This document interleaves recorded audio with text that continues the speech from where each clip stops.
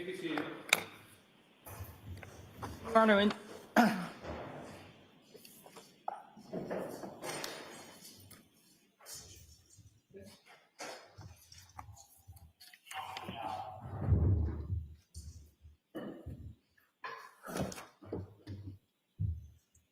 Your Honor, in the matter of the Commonwealth versus Brian Walsh, criminal indictment 2023-0091, continuation of jury trial. Defendants present in court with counsel. Counsel starting with the Commonwealth. Kindly identify yourselves once again for the court and the record. Good morning, Your Honor. Greg Connor for the Commonwealth. Good morning. Good morning, Your Honor. Ann Yaz for the Commonwealth. Good morning. Good morning, Your Honor. Tracy Cusick for the Commonwealth. Good morning, Your Honor. Good morning, everyone. Kelly Porges on behalf of Mr. Walsh. Good morning. Good morning. Good morning, Your Honor. Larry Dipton for Mr. Walsh. Great. Madam Clerk, before I lose these on the record, I'm handing you back these to you.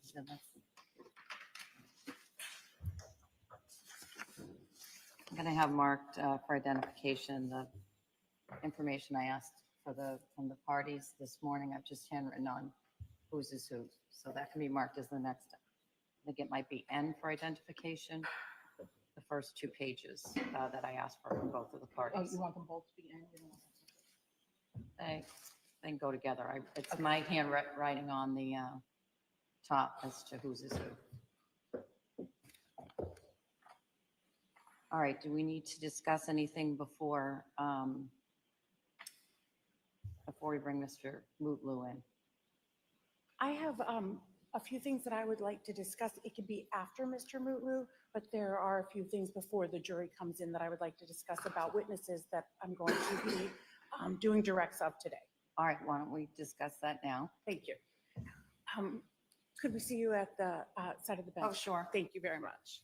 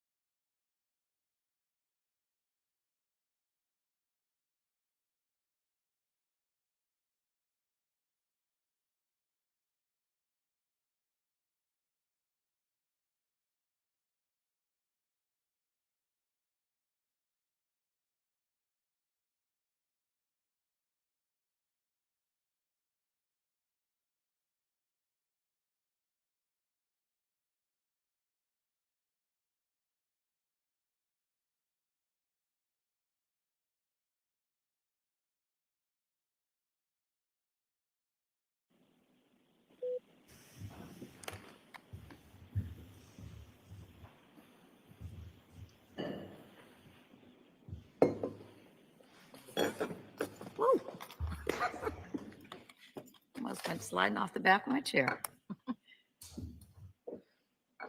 Hold on a second.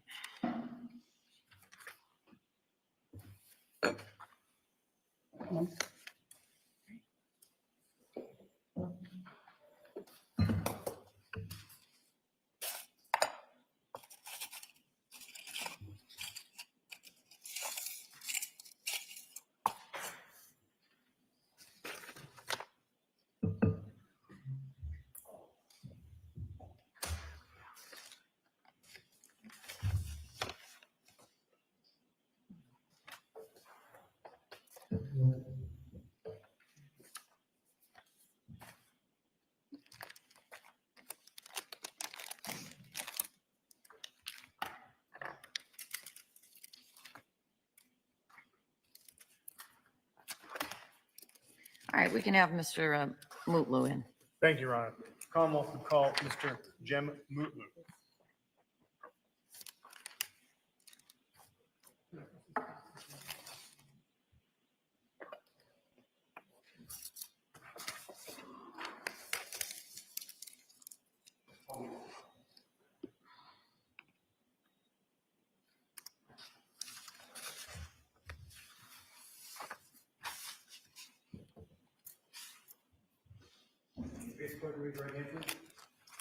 Do you solemnly swear or affirm the testimony you shall give in the cause now in hearing shall be the truth, so help you God, nothing but the truth, so help you God?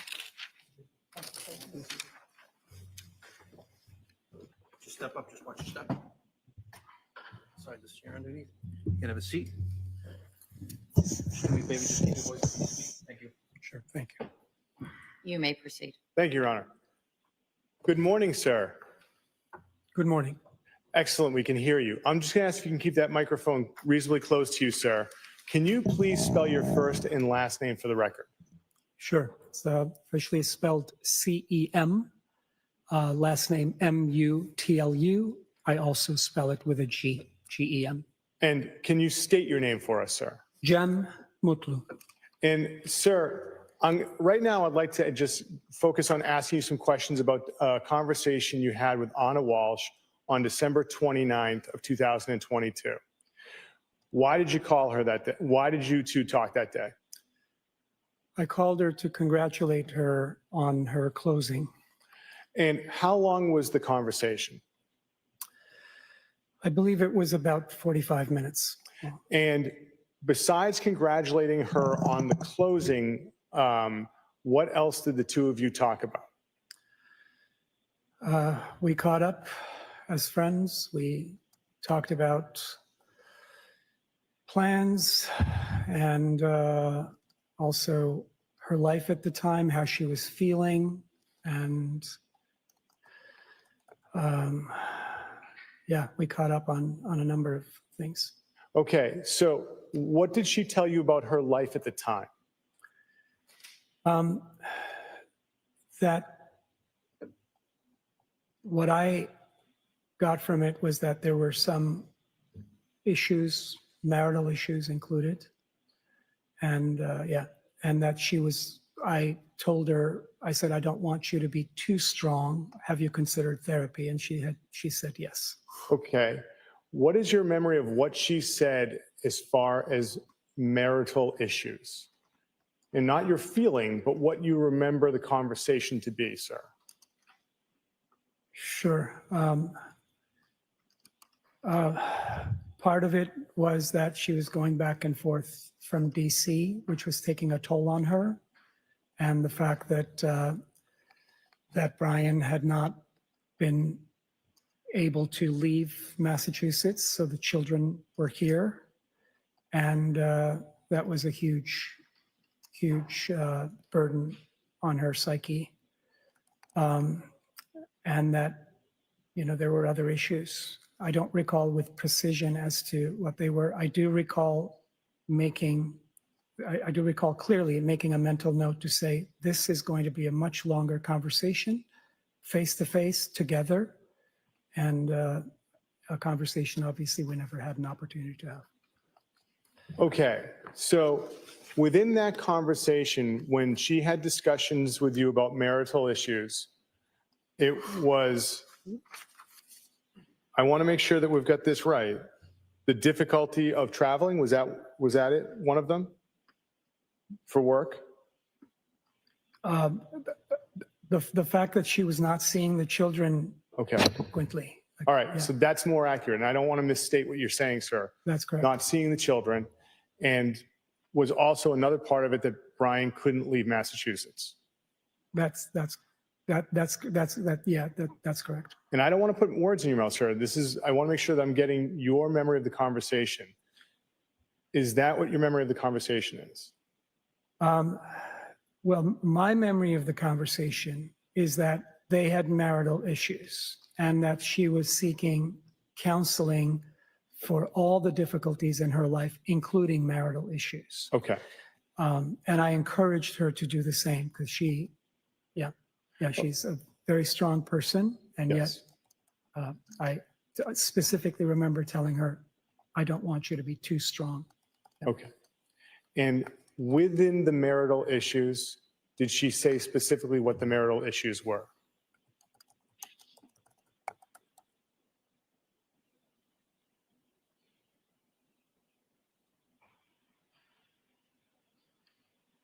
I don't recall going into detail during that conversation. There was Okay. another conversation we had in the summer.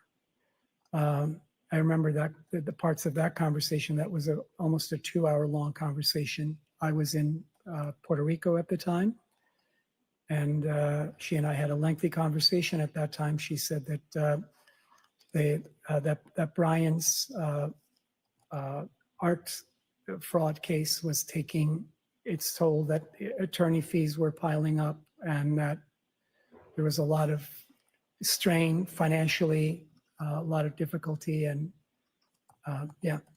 Okay.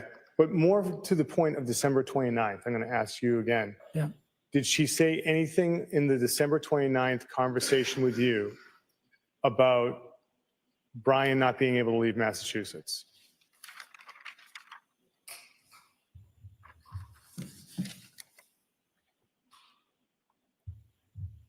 I don't recall with precision. I recall the feeling of it. I do Okay. not recall with precision as to whether those words in particular were spoken. Certainly. And do you have any memory of when she discussed marital problems with you on December 29th, any issues of not seeing the children, of her stating that?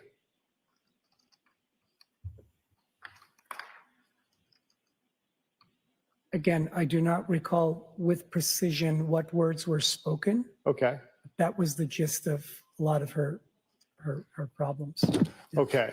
So when you say that's the gist, is that the gist from the December 29th conversation, or is that your understanding of her overall problems? I believe it's both.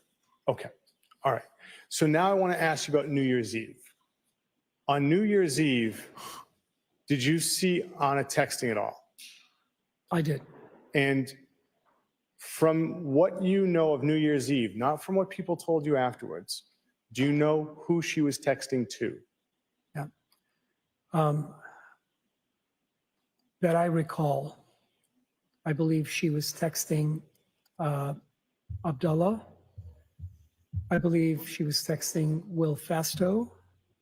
And I believe she may have been texting Emily, a mutual friend, and other people were texting her. It was New Year's Eve, so there was a lot of back and forth texting. Yeah. And how do you know this from New Year's Eve? What did you experience, see, or what did you experience on New Year's Eve that lets you know this? I was sitting right next to her at the kitchen table. And did she ever say, now the three of, did you ever Kitchen take counter. kitchen counter? Yeah. Did you ever, Stools on the counter there? Yes, there were stools on the counter, And were you and Anna seated on on on the same side, on the Okay. same side. I was seated here and she was to my left, directly side by side? directly side by side. Did she ever show you her phone that night? When she was sitting with you there? She had her phone with her. She took a picture of us that night. Yeah. Okay. All right, go ahead. thank you.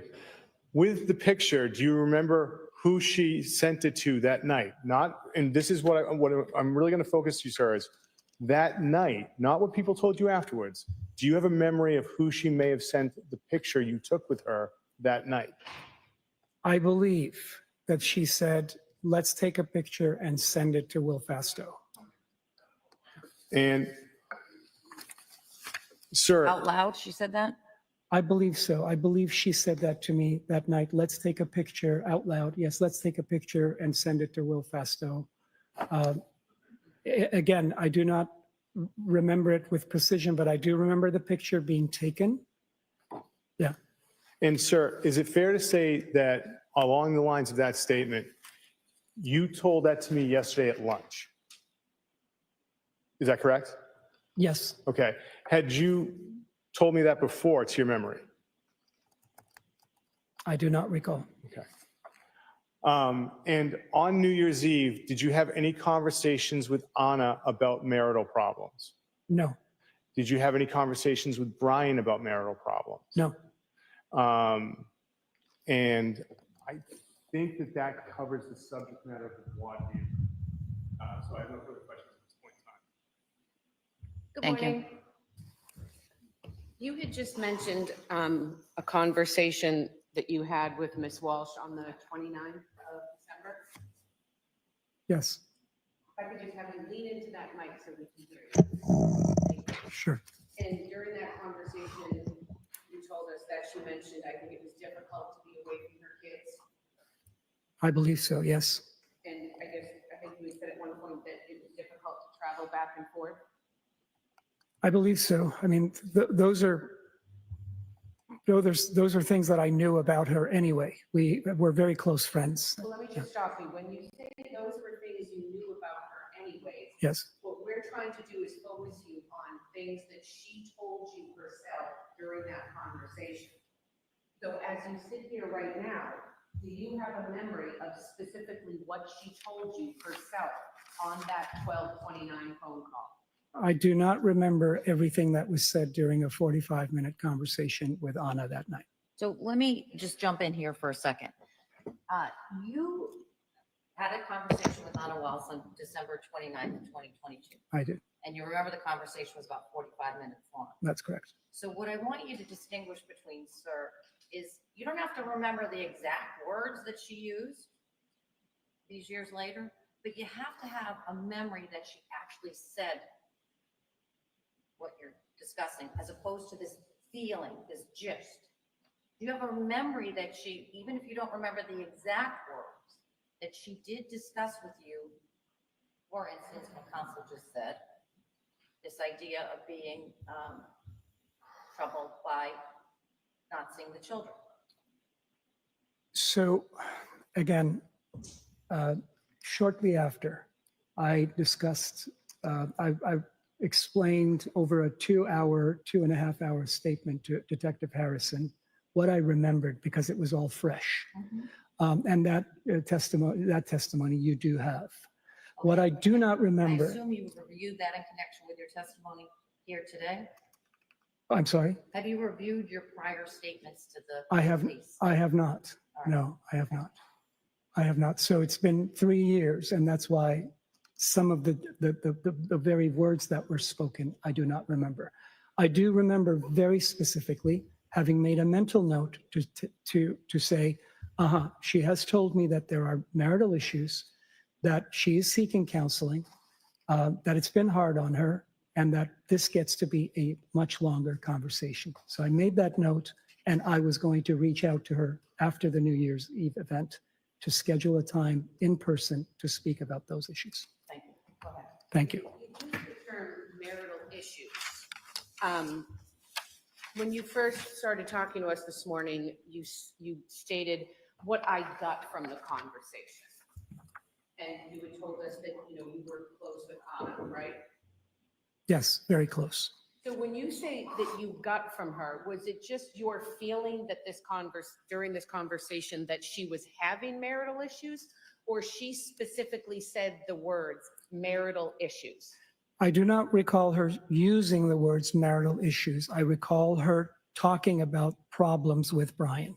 And when you say problems with Brian, the two that you have specified were being away from the children and going back and forth from work. I'll take a minute to try and remember if there was anything else that was, that I can remember right now.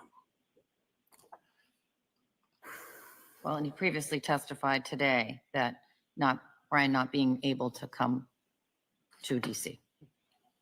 So the feeling that you got was that she was having marital issues, but it wasn't a statement that she said to you. No, it was, she did mention problems. She did mention issues. I just don't recall her using the words marital issues. Nothing further, Your Honor. All right. Any redirect? No, Your Honor. All right. You can step down, sir. Thank you. Thank you.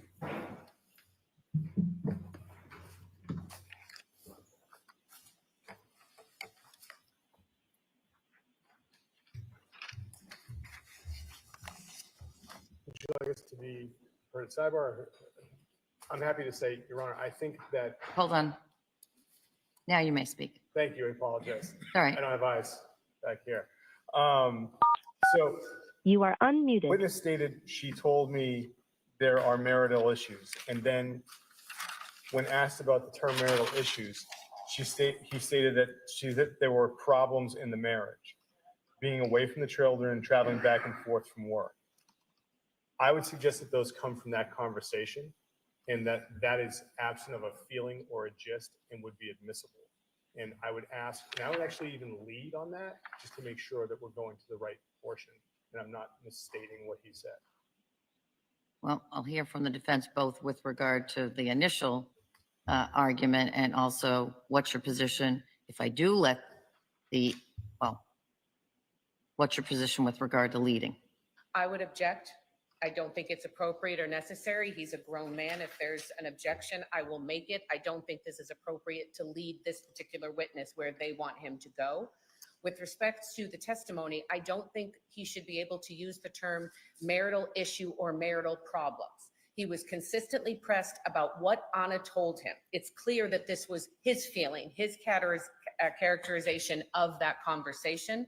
The purpose of this hearsay exception is to admit specific statements of a witness to show state of mind or motive. It is not a chance for this witness to pontificate about his feelings and responses to that witness. So I think he should be limited to just what she said. And I would object if he starts talking about marital problems or marital issues, because I believe that was his characterization. All right. So as I said to him, he doesn't have to remember the exact words that she used. What he needs to remember is that she actually said it to him. It seems to me there are at least 3 things that he recalls her saying to him, maybe not the exact words, but they, you just went through, that the back and forth was taking a toll on her, not seeing the children. I don't know if you put those 2 as one, that Brian hadn't been able to leave Massachusetts. And that was a huge burden on her psyche, I think is what he said. I think those are fair statements that he can bring in. I don't think he's had the benefit now of this voir dire in which he's gotten a little bit of legal instruction. I don't know how it's going to play out real time with regard to that word marital problem, marital issues. But I suspect we'll take that as it comes. He may stay away from that just because he's just been cautioned and just been sort of made aware of the distinction of that he doesn't recall her using those words. So I suspect he won't bring that out. If he does, we'll either clarify it by saying, do you have any memory of her actually using those words? And I will entertain a motion to strike. But I think the general gist of he remembers enough of that conversation that some of it's going to come in, the 3 parts that I have indicated. Because it came up, I'd rather get out in front of this issue than being in the backside of it. Is the Commonwealth intending to bring up during his examination the Puerto Rico conversation? No, Your Honor, that is the first I heard of it. I wouldn't do that. All right. And then the other information that he provided, I guess, to the Commonwealth yesterday.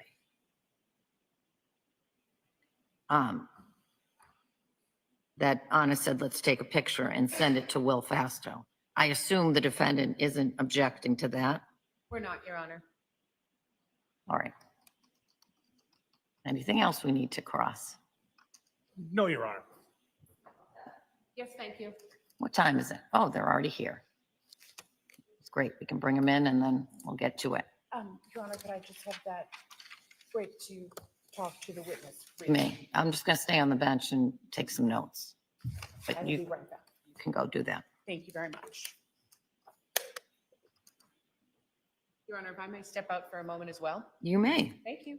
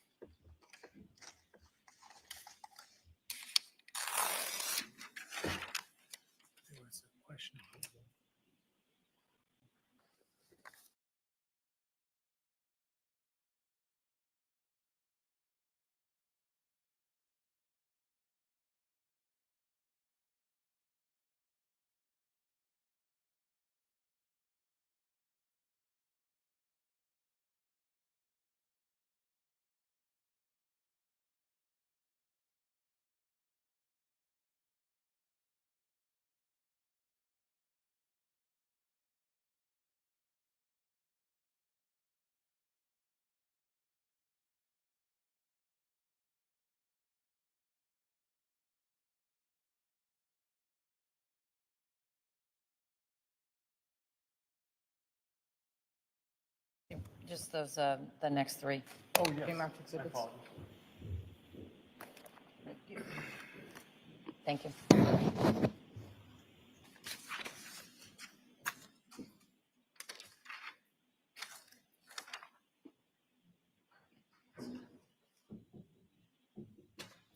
That's already 147.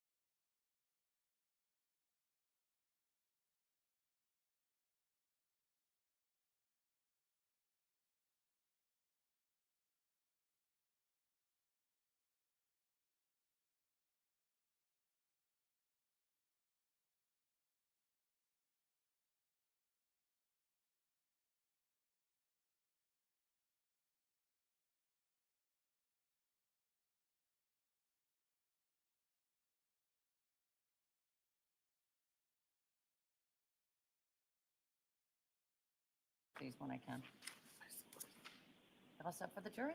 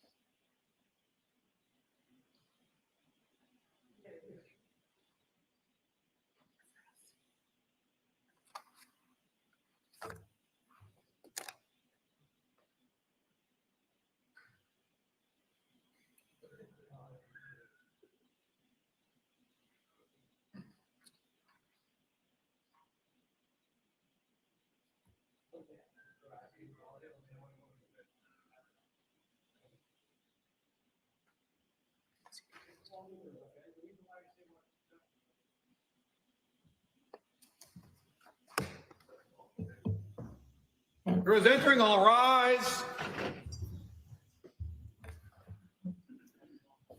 And switch step.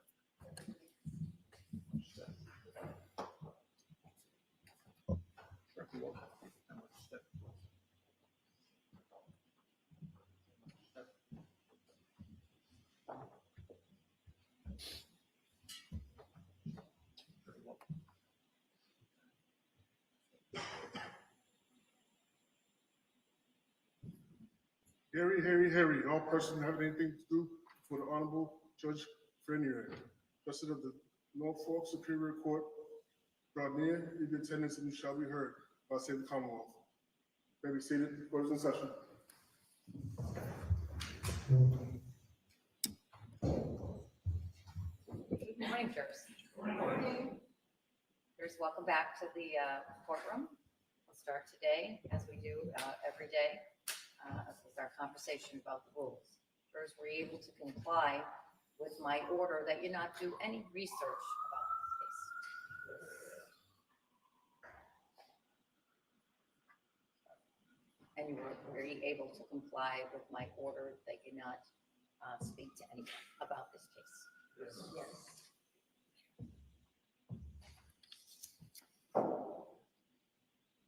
And were you able to comply with my order that you not go on any social media or go on any news media?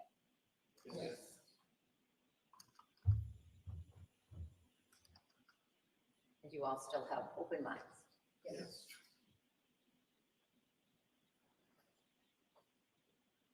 With those 4 questions, for the record, I'll answer in the affirmative by all 16 jurors in the box. We're ready to begin today's work. Commonwealth may call its next witness. Thank you, Your Honor. The Commonwealth would call Jim Mutlu.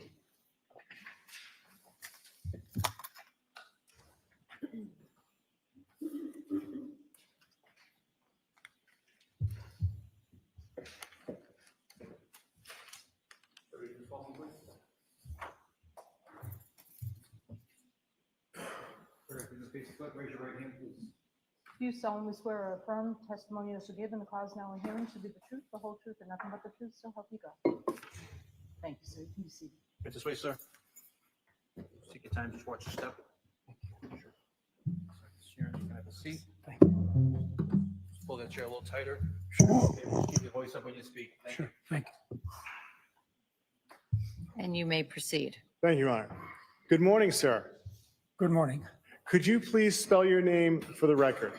Sure, it's C-E-M, last name M-U-T-L-U. I also spell it with a G, G-E-M. And could you tell us your name, sir? Jem Mutlu. Sir, what do you do for work? I'm a realtor, How long have you been a realtor? about 25 years. And what geographic area do you sell? Boston, suburbs, and eastern Massachusetts, Commercial or residential? residential. And sir, are you familiar with Brian Walsh? I am. Can you tell us how you're familiar with Brian Walsh? We met at a leadership program back in 2020, Can you tell us the name of the leadership program? Boston Breakthrough Academy. And so how long did the program go on for? It was the length of a semester, practically. Started at the beginning of the year and ended about the summer. And so you met Mr. Walsh at this leadership program. What was your relationship with him during this program? In the program, there was a buddy system. Everyone partnered with someone, and Brian asked to be my partner, and that's how we got to know each other. And so did you maintain a relationship with him after the leadership program? Yes, I did. Now, are you familiar with Brian's wife, Anna Walsh? Yes, I am. How are you familiar with Anna? I met her through Brian. She came to one of the graduations, and then I was introduced and knew about her interest in real estate. We had a mutual friend, so it was inevitable that we would meet. And sir, I'm going to ask if you can pull that microphone closer to you. I think that'll help out. Sure. Okay, much better, sir. So, sir, did Anna Walsh ever work for you? Yes, she did. When did you hire Anna Walsh to start working for you? It was the summer of 2020. And what was her role for you? She was our director of operations for my team. And your team, how large was your team at this point in time? When she started, there were a few of us, but eventually we had 3 operators and I believe 5 or 6 agents and part-time marketing directors, et cetera. And how would you characterize your relationship with Anna Walsh? We became very close as friends. And when did she stop working for you? It was the spring of 2022. Why did she stop working for you? In the fall of 2021, she told me that she was offered a stellar job opportunity in DC. And she asked for my blessings for it. Now, sir, when the two of you work together, how often would the two of you communicate? Practically every day, multiple times a day. And after she stopped working for you, how often would you communicate? Not as frequently. what was your relationship like with her family?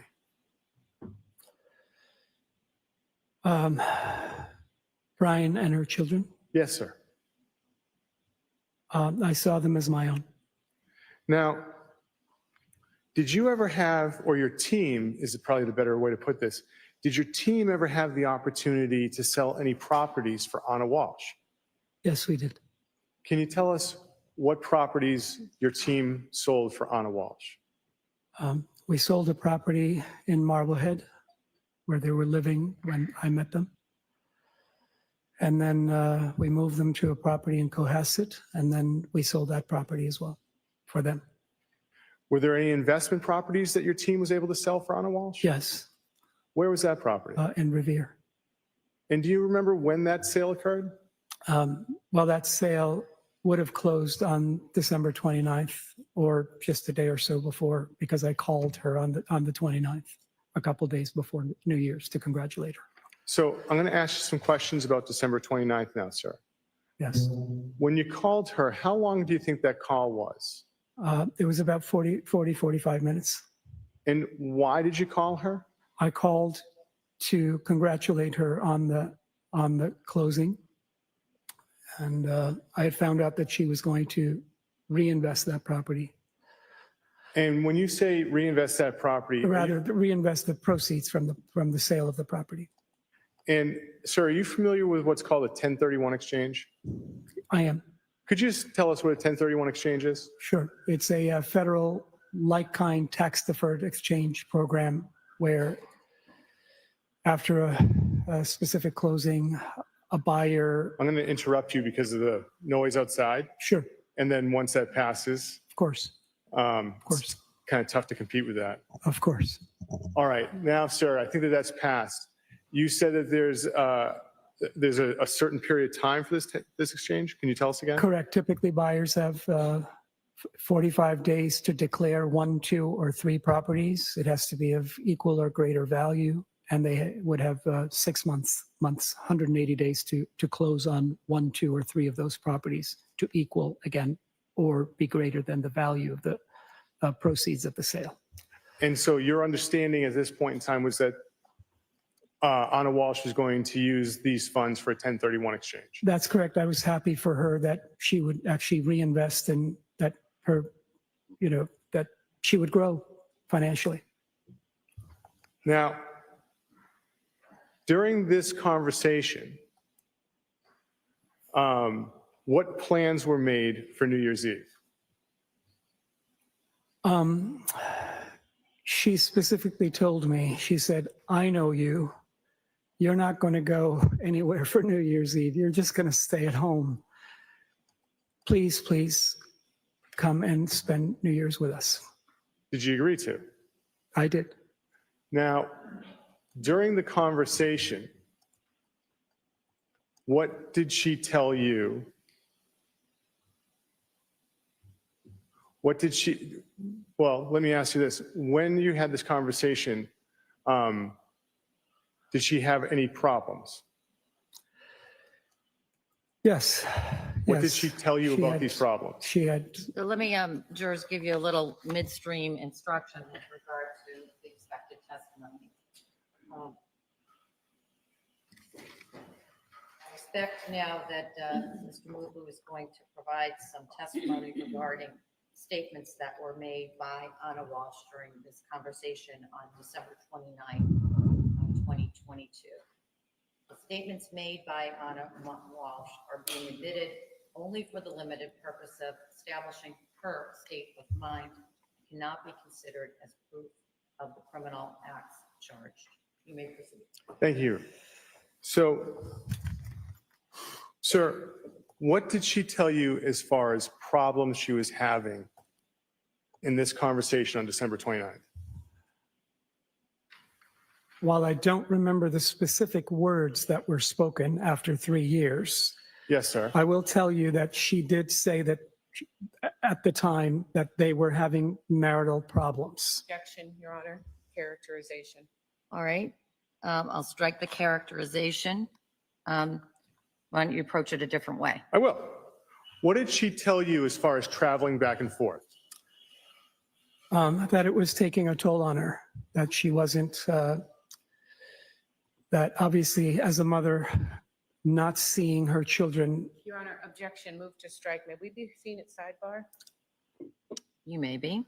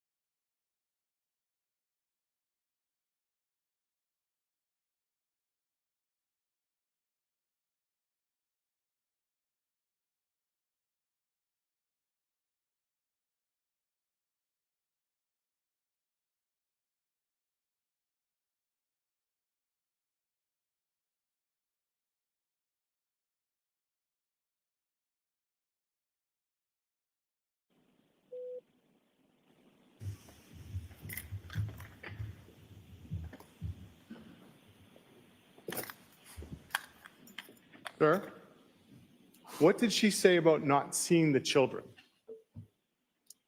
that it was difficult for her. And what did she say about Brian Walsh not being able to leave Massachusetts?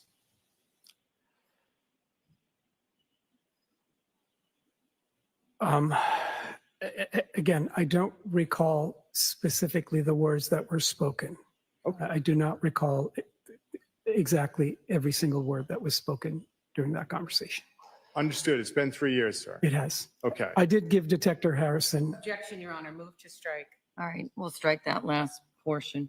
It's okay. And We'll have sir, another again, question. thank you. I understand. Now, sir, moving past December 29th. Okay.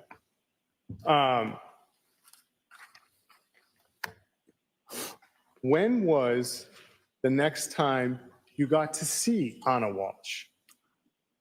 On December 31st, Where did you get to see Anna Walsh? at their rental house in Cohasset. Okay. So that night when you went to the rental house, did you bring anything with you? I did. What did you bring with you?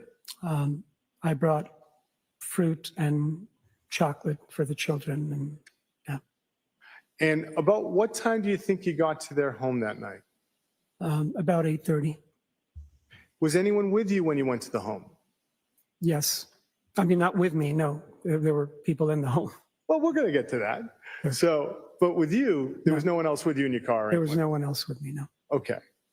And so tell us what happened when you got there at the Walsh house. Anna came running out of the house to greet me.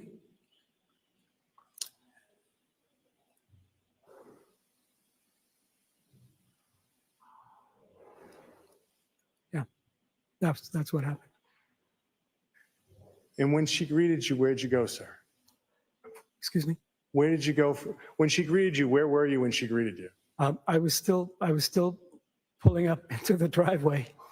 She came running out of the house with no coat on. It was freezing. And what happened when she greeted you? What is it? What happened when she greeted you? What did she do? I'm sorry, couldn't What hear you. did she do, sir? What did she do? Well, I opened the door, we hugged each other, and then she ushered me in. Now, when you got inside, who was home? Brian was there. And where were the children at this point in time? I was told they were sleeping. And so When you got inside, where did the three of you kind of socialize or congregate? Sure, it was in the kitchen countertops. There was a large island. And Ms. Gilman, could we have Exhibit 3? Sir, can you see that screen? Showing, for the record, Yes. Exhibit 3 is on the screen. You were nodding your head. Can you see it? I can see it. Is that where the three of you socialized that night? Yes. Ms. Gilman, if you could take that down. Now, what was Anna Walsh's demeanor that night when you were in their kitchen? Festive. Very What- happy to see me, and yeah, And I apologize, I didn't mean to interrupt you. that's it. What was Brian Walsh's demeanor like while the three of you were together? He seemed fine. He seemed happy. And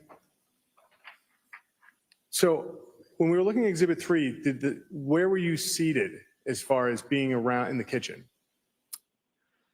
Anna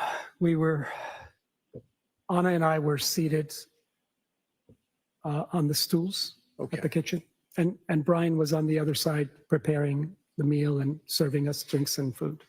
Okay. Now, that night, did anyone join the three of you?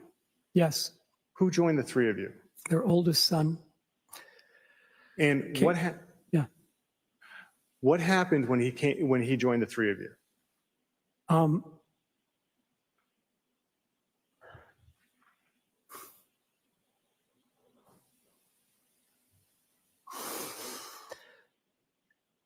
He ran to me and he said, "Jem, I haven't seen you in a while. I missed you." And he hugged me. Now, did you take any photos with the oldest child that night? Yes, Anna took a photo. And that night, Anna took the photo. What did she use to take the photo? I believe it was her cell phone that she used. And so that night with her cell phone, could you see her doing anything with her cell phone? She was texting folks. And do you know who she was texting? Well, I do know that she had either received a text message or was texting back with Abdullah. And I believe she said, "Let's take a photo for Will and send it to Will Fasto." And I believe she was texting with Emily, and it would have been maybe a bunch of other friends, yeah, who were texting her. It was New Year's Eve. A lot of messages back and forth. How long was their oldest child with you that night?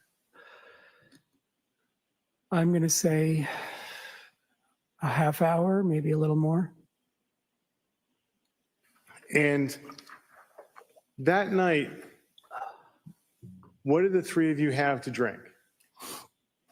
Mostly wine and champagne. I don't recall having had hard liquor. And did you do anything with the champagne box that night? Yes, What did the three of you do with the champagne box? we all signed it.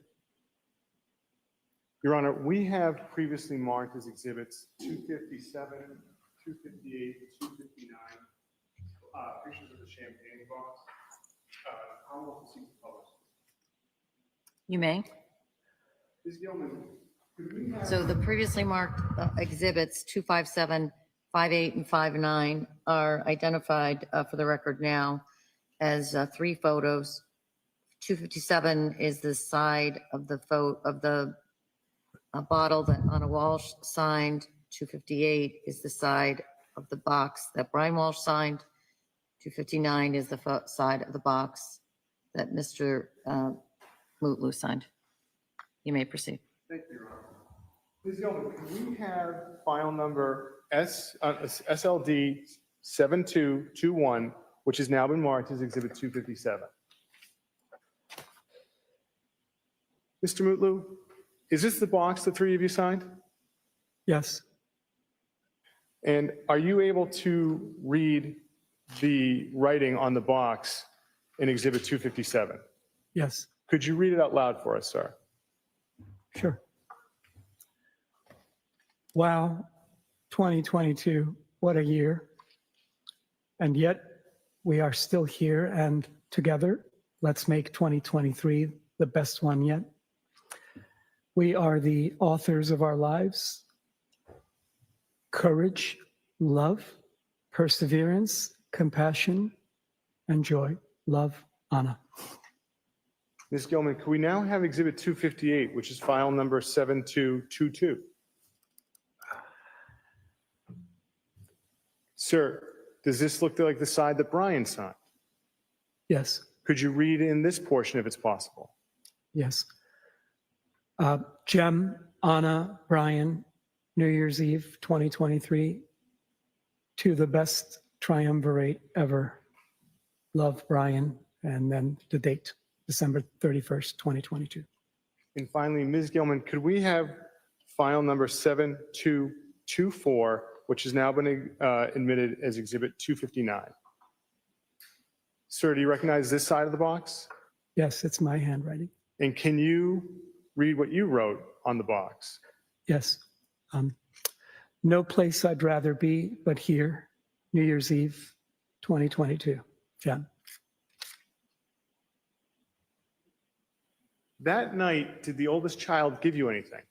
Yes, he did. What did he give you? He gave me a necklace.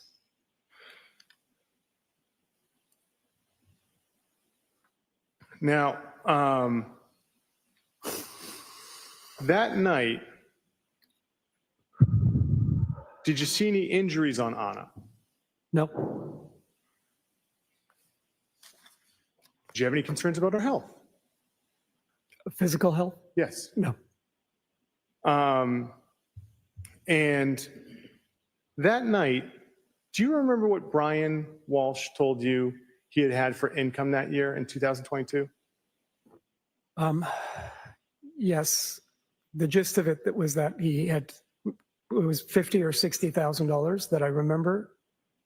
And Yeah. that night, did he tell you about Anna's compensation that she now had at Tishman Speyer? Yes, and I believe he said that it was $240,000 plus with bonus, it would add up to roughly $300,000. What problems did you see between the two of them that night? None. Nothing that was visible. It was a festive night. And that night, what did Mr. Walsh tell you about his cell phone?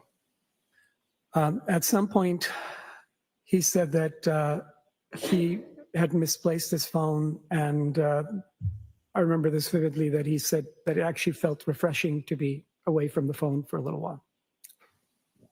Did he tell you what time he normally goes to bed? Yes, because I asked him, because it was getting late and I didn't want to overstay my welcome.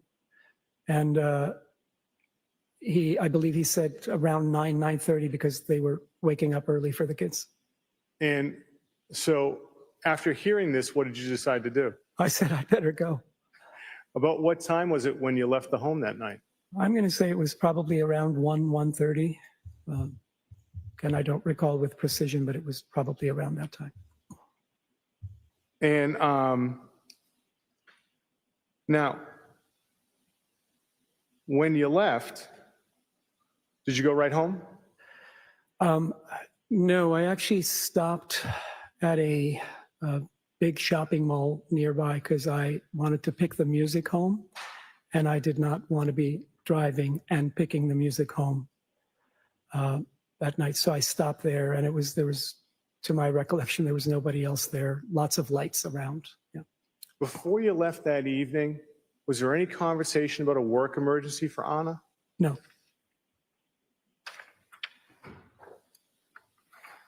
Now, when was it the next time you tried to contact Brian or Anna? It was the following day. And how'd you try to contact them? I sent them a text message. Ms. Gilman, could we have what's been marked as Exhibit 166?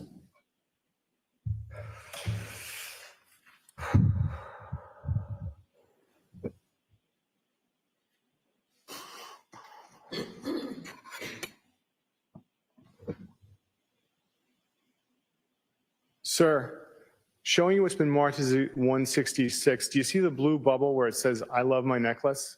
I do. Was that your text to Brian Walsh? Yes, I believe I had sent it to both of them, both Brian and Anna. Ms. Gilman, could you scroll all the way up to the top of that document?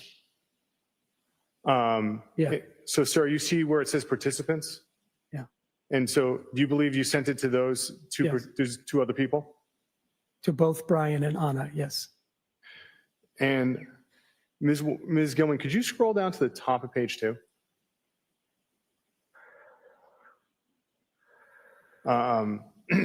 Now, I'm sorry, can you scroll down to the top of page 3? There we are. Sir, showing you the top of page 3 from exhibit 166, there's a green bubble. Do you see that, sir? I do.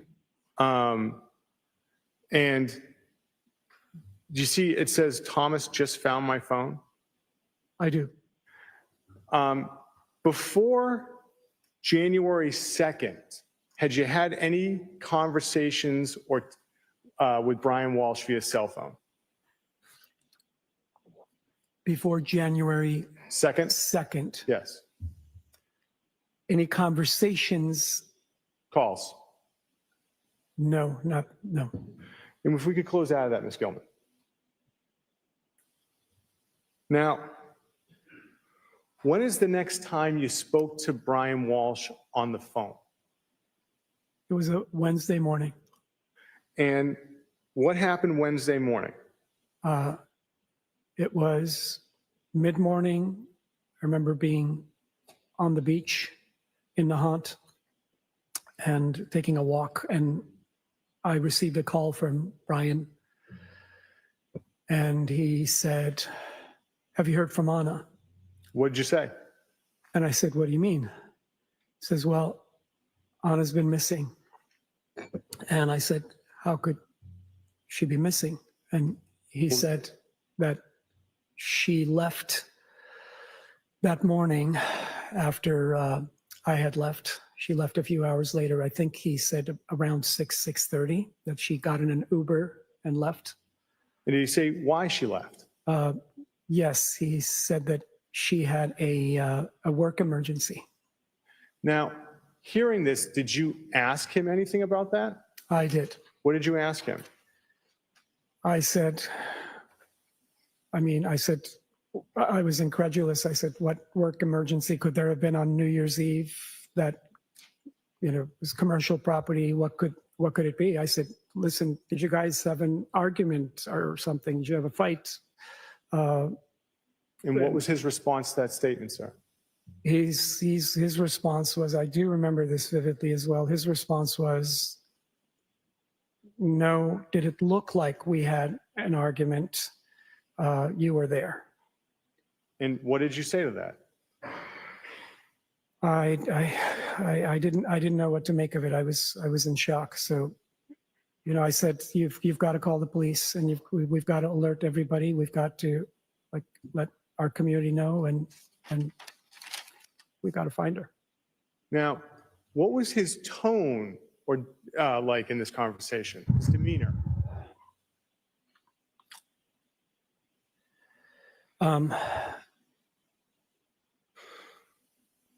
I remember the tone to be way more even keeled or way more toned down for somebody who's I move to strike. All right, not a characterization, but what do you remember of his tone during that call? his tone was not panicked. Now, after that call, how often were you speaking to him over the phone the next few days? We would have spoken a few times. We actually had some group calls with the community, a lot of friends from the leadership program that we had gotten to know well and love.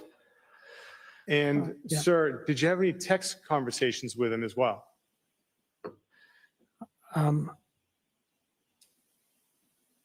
I do not recall. Okay. Now,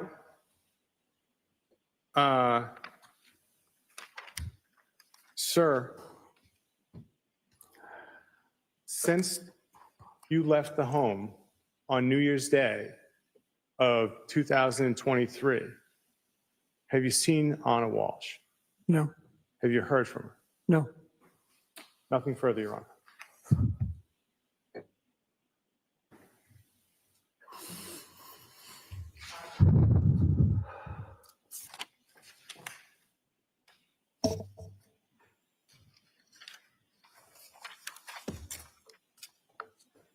Good morning. Good morning. I want to talk to you a little bit about the Boston Breakthrough Academy you've spoken about. Sure.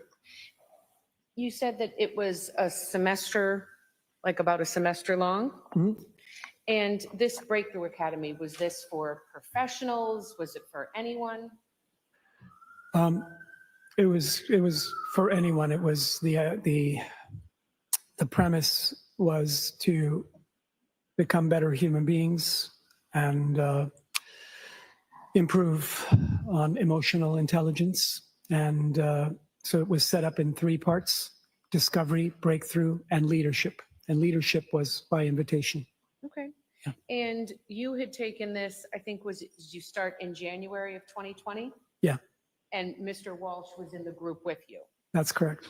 And Anna Walsh had taken this very same program the semester before. The semester before, correct. You told us that during this program, Mr. Walsh was your buddy. That's correct. And when you say buddy, is this something that the program kind of establishes where they match you up?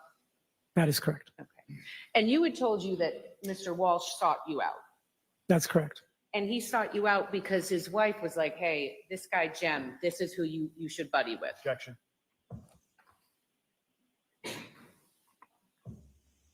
Overruled. I was just saying that when Mr. Walsh came up to you that day, it was because Anna said, hey, Jem, go, I want you to buddy with Jem. That's what she told me afterwards. And at that point, you hadn't met Mr. Walsh before. Oh, I had.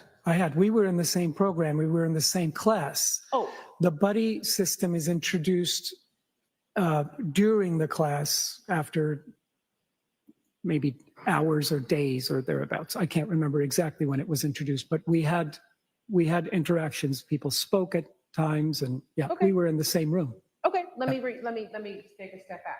You hadn't met his wife at that point. I had not met Anna at that time. No, And when you were in this group in January of 2020, you had been in real estate for quite some time.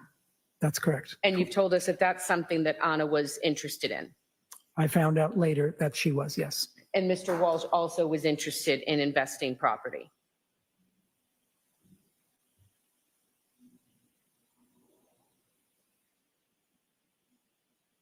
We talked about investments mostly with Anna. Okay, when you said we, you meant Mr. Walsh. and No, yourself. Anna, no. Anna and I talked about investments mostly with her. She mostly about property investments came from her rather than from Brian. And she was the one that told Brian to buddy up with you, a realtor, at this program. That's correct, but that wasn't related to investments. Okay. Yeah. You told us a little bit already, but at some point you did meet Anna. I did. Okay. And you met Anna through Mr. Walsh from being in that group with him. That's correct. Okay. And your experience with Brian in the group was that you became friends with him during that That's process. And this is someone that you respected as a colleague. A colleague? Mhm. In what manner? Brian was not a colleague of mine. Well, you became friends with him. That's correct. And during this program, to you, he was an impactful person.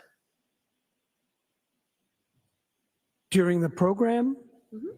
and thereafter? Mhm. Yes, absolutely. And when you say impactful person, can you tell us what you mean by that? Well, first of all, we got very close during the program. I got to meet his family Mhm. and Anna, the children.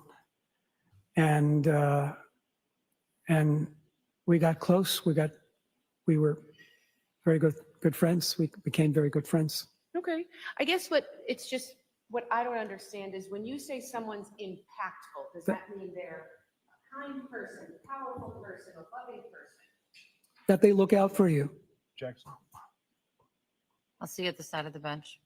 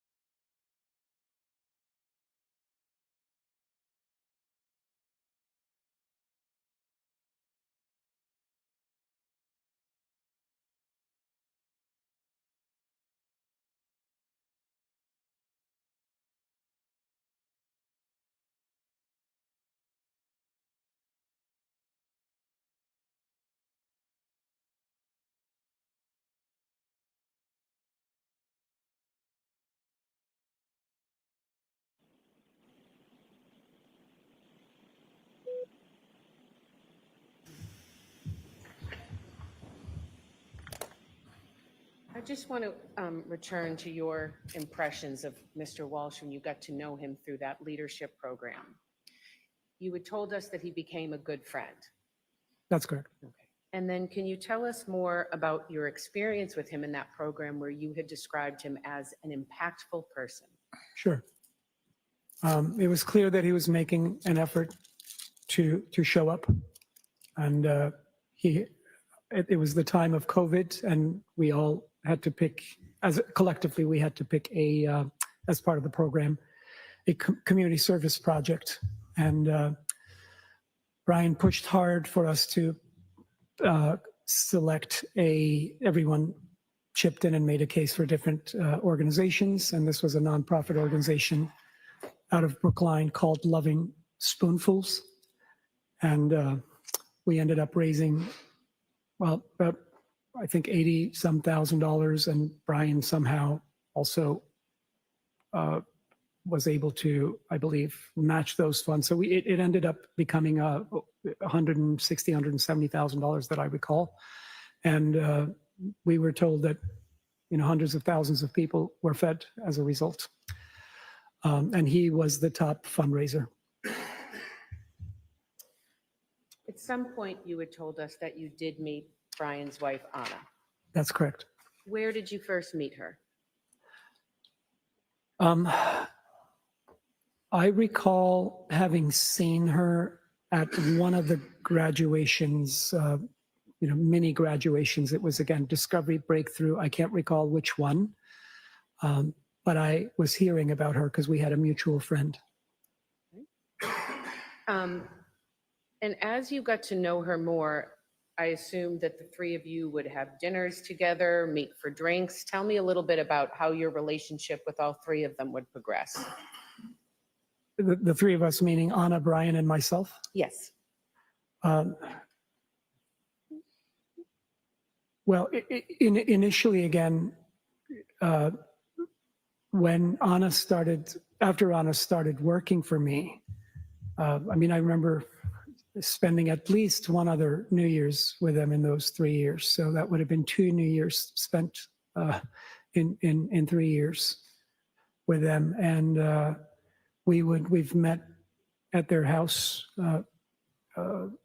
Marblehead and Cohasset, and we've socialized in many other ways. But Anna and I spoke practically every day. When she worked for me, she would sometimes come to my house in the South End and bring pastries, and we would strategize and talk. And we also had a team. We would meet with other team members, and sometimes, again, we were very close. Okay. Yeah. I think you described I think, Brian's family as, I think the words you used were you saw them as your own. I did. Okay. You had told us just now a time where you were living in the South End. I was. And at this time when Anna started working for you, were you married, unmarried?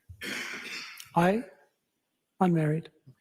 And you had told us that Anna, you were talking every day, right? That's correct. And you were talking at night and on the weekends as well? As the job required, or as our friendship.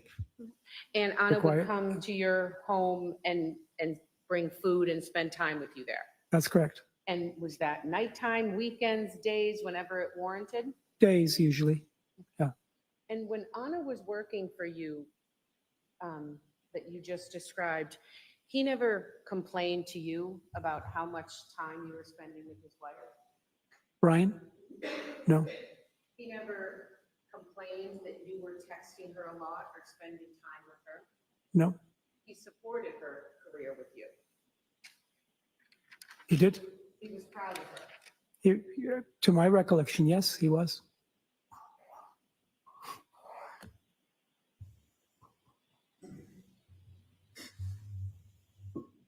Am I correct that you and Anna hit it off quickly? It wasn't a slow burn. You really became instant friends with each other. That's correct. She was very easy to warm up to. Okay. And part of the reason is that you had similar backgrounds? Yes, we did. Okay. And you had already started telling us that at some point she started to work for you. That's correct. Okay. And that was in the summer of 2020? That's correct. And the director of operations is basically she became your right hand. She did. So a director of operations might be taking care of your social media to arranging. I mean, tell me, I guess, a little bit more. What was she doing for you on a regular basis?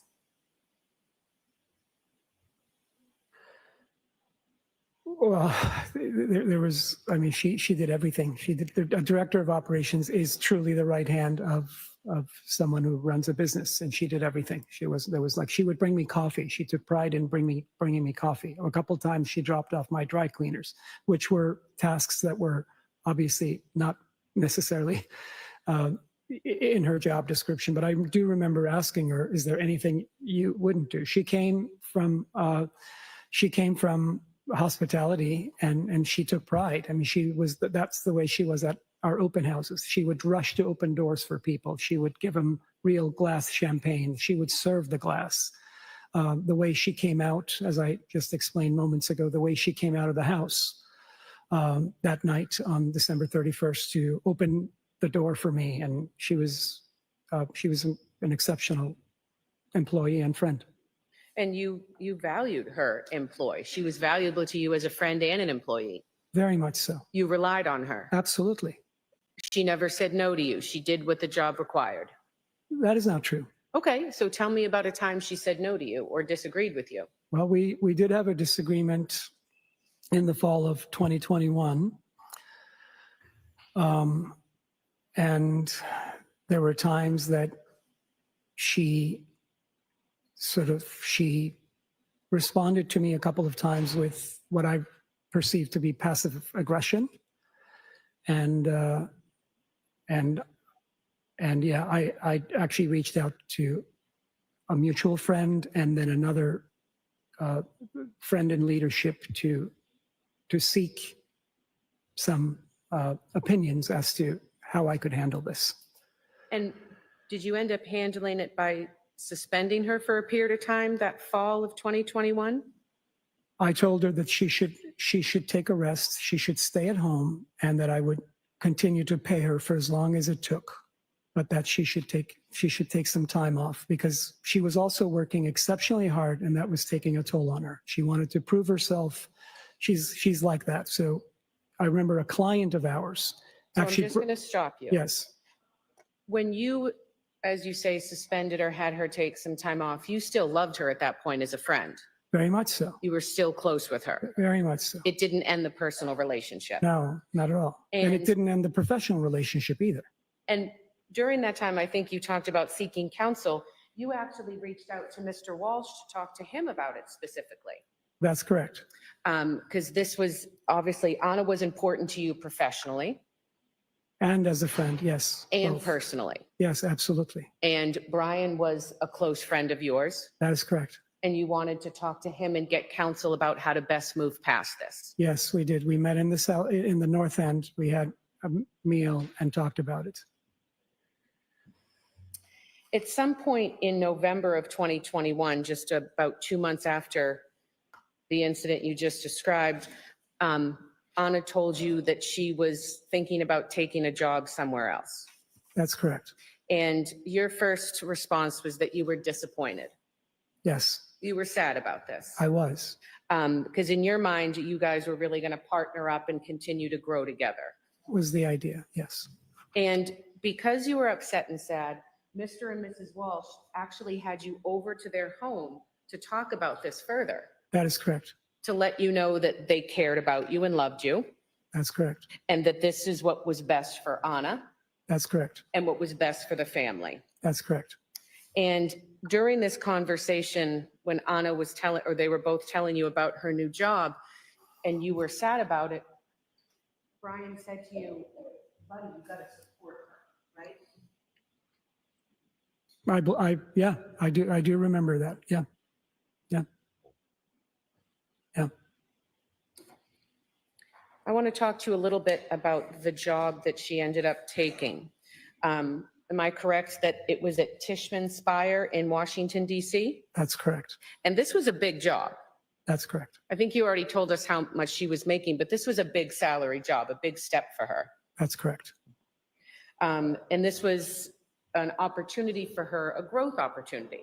Yes, And that is something that you and her had talked about, growth and opportunity, right? that's correct. It was something important to you, Absolutely. and it was something important to Anna. Absolutely. And through your time in becoming friends with Mr. Walsh, it was important to him as well. That's correct. And they had small children. That's correct.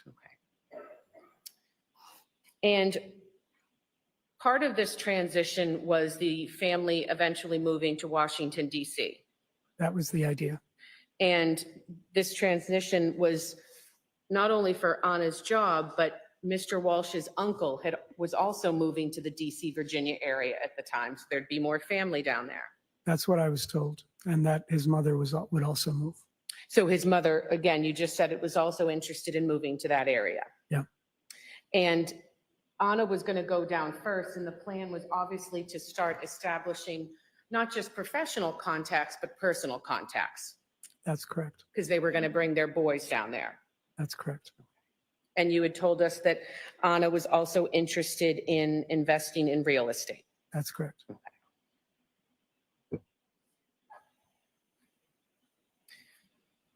And at this point, am I correct that it is the fall into the winter, fall of 2021, winter of 2022?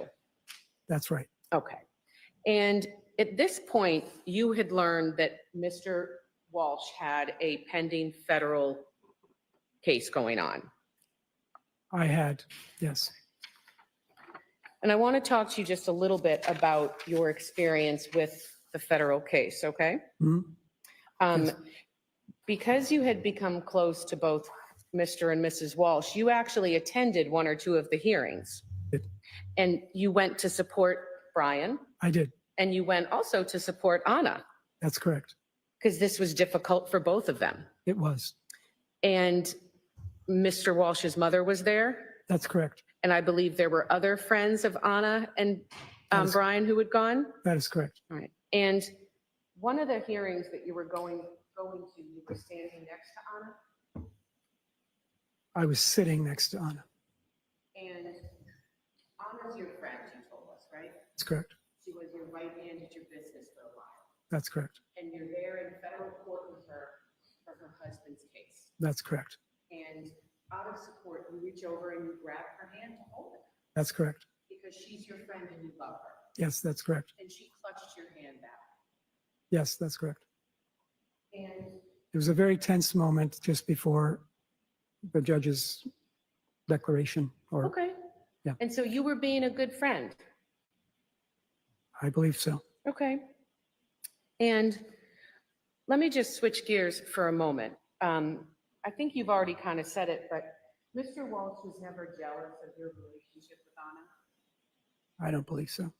Well, you say I don't believe so. Anna never told you that Brian was uncomfortable or jealous of your relationship with her? She never said that, no. And Brian never came to you and complained about the long hours or the friendship with her? He did not. I'll see you at the side of the bench.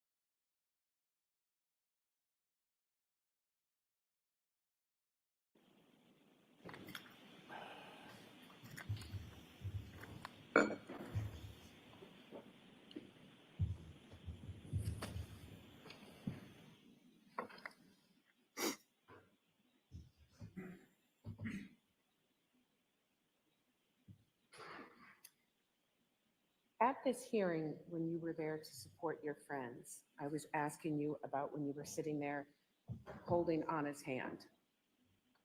And you had told us that Brian's mother, Diana, was there at the same time. That's correct. And was she sitting with you? She was sitting, that I recall, at the end of that row near the aisle. Okay.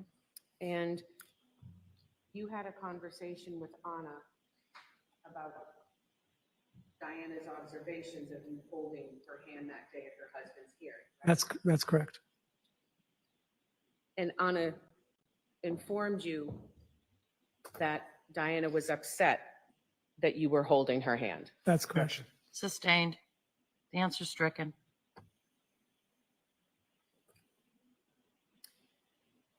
Throughout the time, the 2020 through 2022, you had a chance again to spend a lot of time with Mr. and Mrs. Walsh. That's correct. And you talked to Anna a lot about her relationship and her marriage and being a mother. Yeah. And during those conversations and your observations, Anna told you that Brian wasn't the jealous type. That's correct. And at some point, while Anna was working for you, she confessed that she had a crush on you.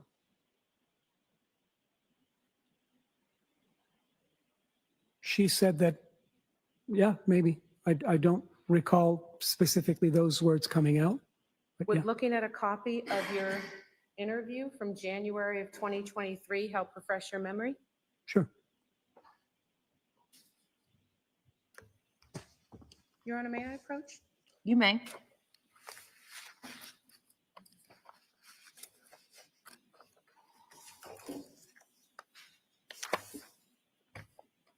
Page 53.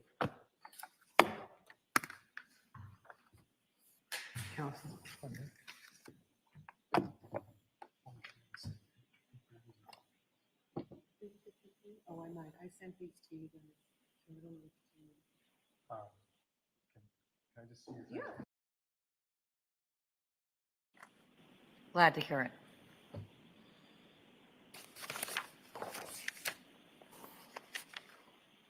Okay. I think I got it. Thank you. Just going to approach you. Is it fair to say that that's your name on that front page? Yes.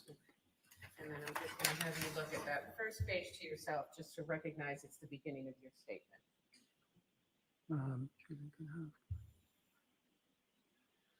That's correct. Yeah. And I'm just going to refer you, and you can just read to yourself and take as much time as you need. Sure. And just look up at me when you're done. For sure. Yeah. From the top, from the From the top top of the page. until the bottom, until Sure.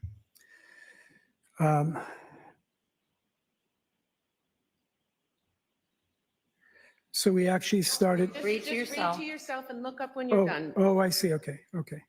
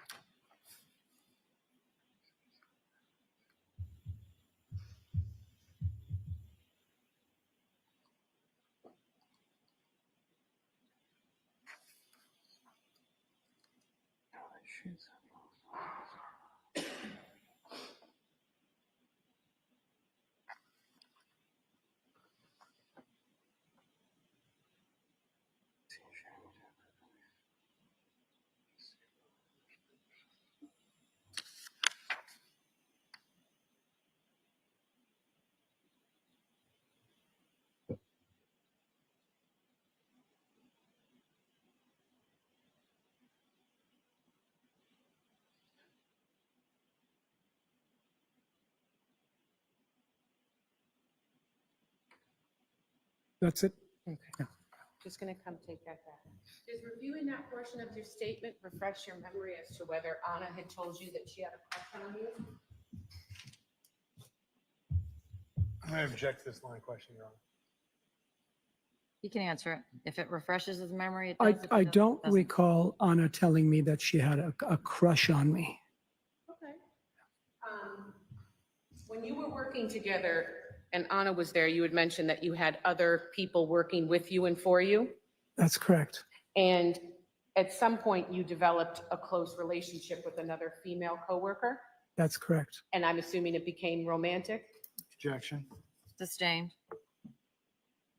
So you don't have any memory of Anna Walsh telling you that at some point she was a little jealous of that coworker and had a crush? Objection. Sustained. She developed feelings for you. Objection. Sustained. Anna Walsh told you that she told her husband that she had a crush I'll on see you at you. the side of the bench.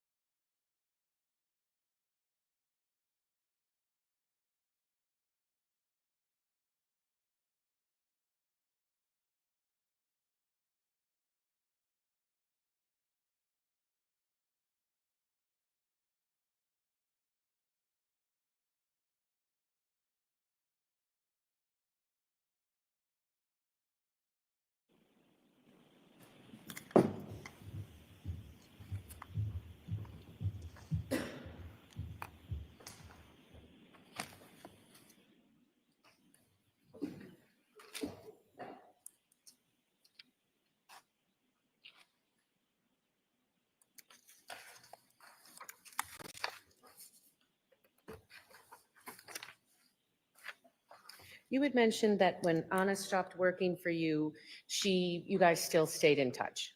That's correct. So it wasn't an everyday type of thing, but you would still talk and text? That's correct. And she started working in DC for Tishman Speyer in February or March of 2022?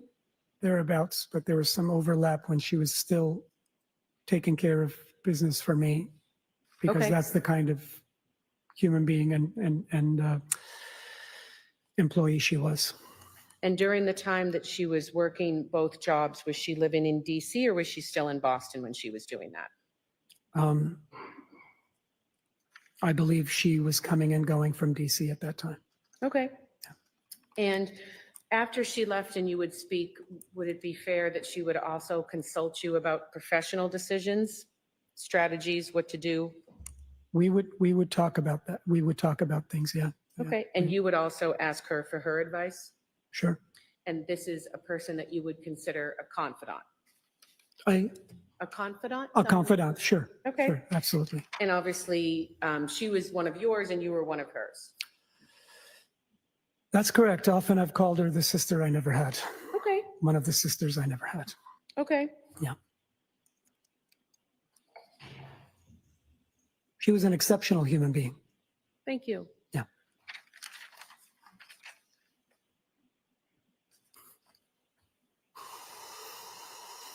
You had told us a little bit about a conversation on the 29th that you had with her.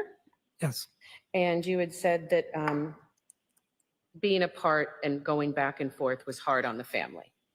It was hard on her. that's what I recall. Okay. And you had told us that in the winter of 2022, that Anna was making about $300,000 at her new job. With bonus, that's what I was told. I didn't know about it at the time, but it came up in conversation that night Okay, on December 31st. okay. And you also told us Mr. Walsh was making about 50 or 60 grand a year. That's what I was told. That's what I remember. And he also was interested in participating in investing in small businesses. Correct.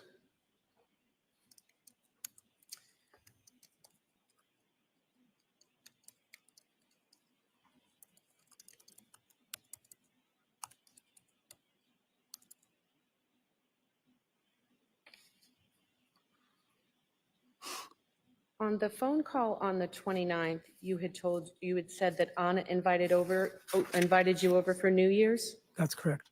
And I think you said that she knew you, that you would probably just be at home, not doing anything. That is correct. And on that phone call, she didn't say, let me check with Brian first. I don't recall.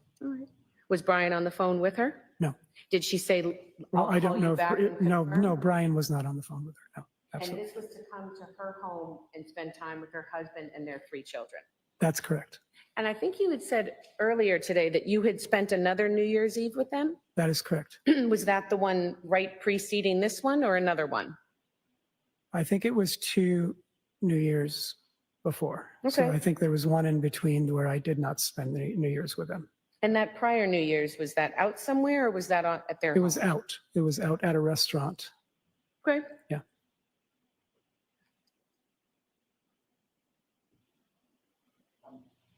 I think you had said that during this call, she was upbeat.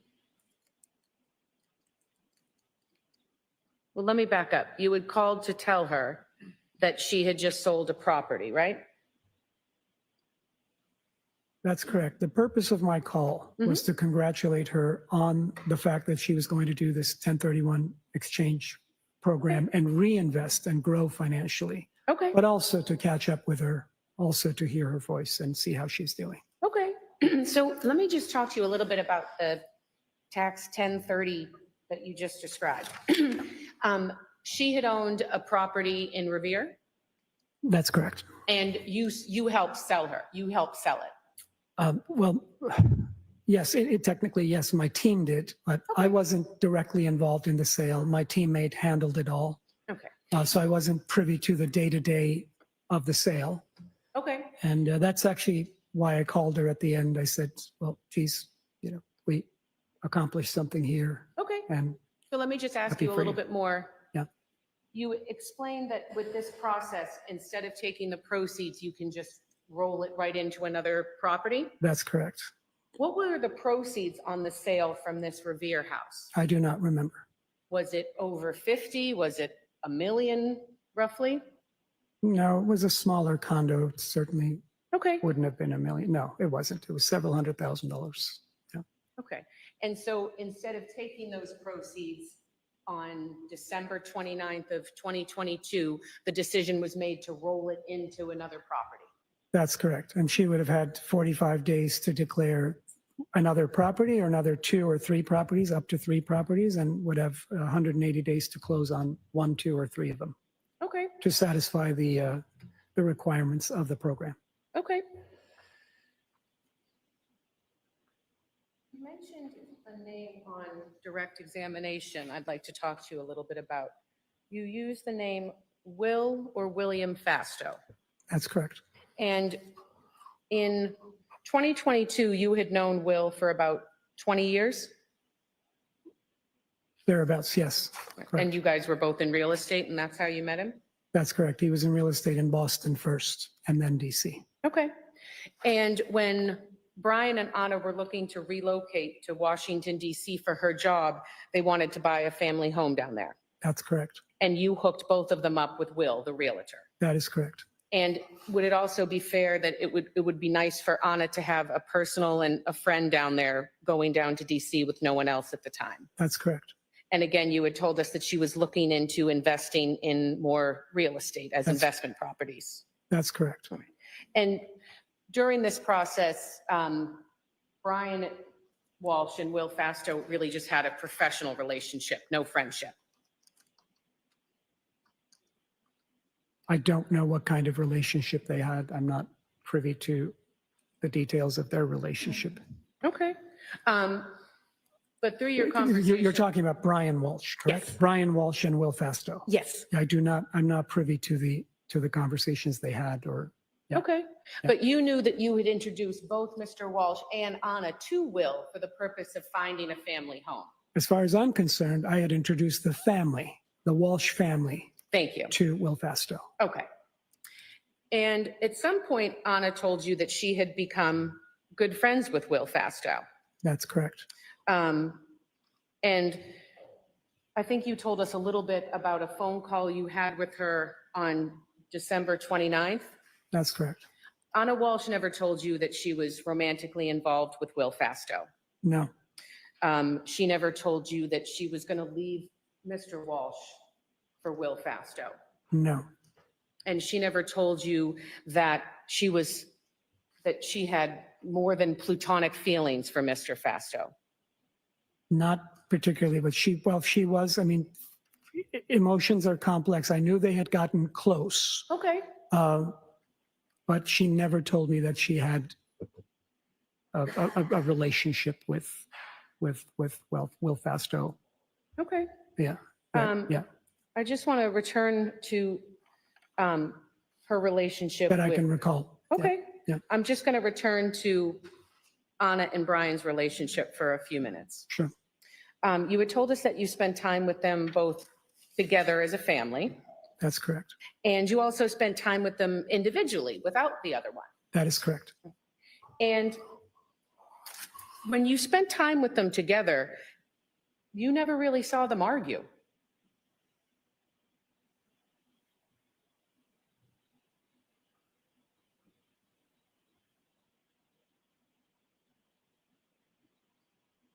I don't recall having seen them argue.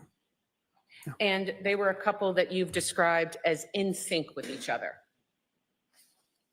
I would say so, that I always thought that there was a lot of love between them and that she was very much in love with Brian. Yeah, Sometimes each one would come to you individually if they had any disagreements with each other, though. You were their friend collectively and independently. that's correct. And sometimes Anna would confide in you, That's correct. and sometimes Brian would confide in you. That's correct. And you obviously would keep their confidences because you were their friend individually and collectively. That is correct. And as you told us that you introduced the family to Will Fasto. Yes? Yes, So Mr. Walsh knew that you were friends with Will Fasto. I would assume so. Okay. Yeah. And at no time did Brian Walsh ever pepper you with questions? Objection. Sustained.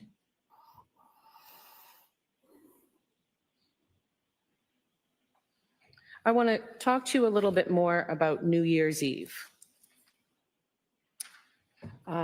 Earlier that day, did you exchange some text messages with Anna Walsh to confirm that you were coming over that night? I did, And you were looking forward to spending time over there, very much so. looking forward to hopefully seeing the kids. Yes, looking forward to seeing Anna, Yes, and looking forward to seeing Brian. that's correct. And I think you told us that when you first arrived, that even as you're pulling in the driveway, Anna is running towards you, no coat on, and just throws herself in your arms. That's correct. And you were excited to see her. Yes, And she was obviously excited to see you. yes, And you said it was cold out. yes, And you guys were laughing as she's running towards you. yes, And then you walk in the house together. that's correct. And are you walking hand in hand and talking because you haven't seen each other in a while? Well, you said she ushered you into the house. That's correct. She was receiving a guest into the house. Okay. But was she excited to see you? Was she holding on to your She was arm? very excited to see me. We gave each other a hug, Okay. and then we walked into the house. And when you walked into the house, you went into the kitchen and Mr. Walsh was there. That's correct. And he embraced I don't remember whether Brian was at the door, was in the kitchen. He was there. Yeah, Okay.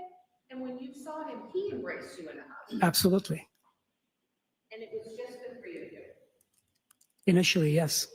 Could I trouble you to please bring up exhibit number 3?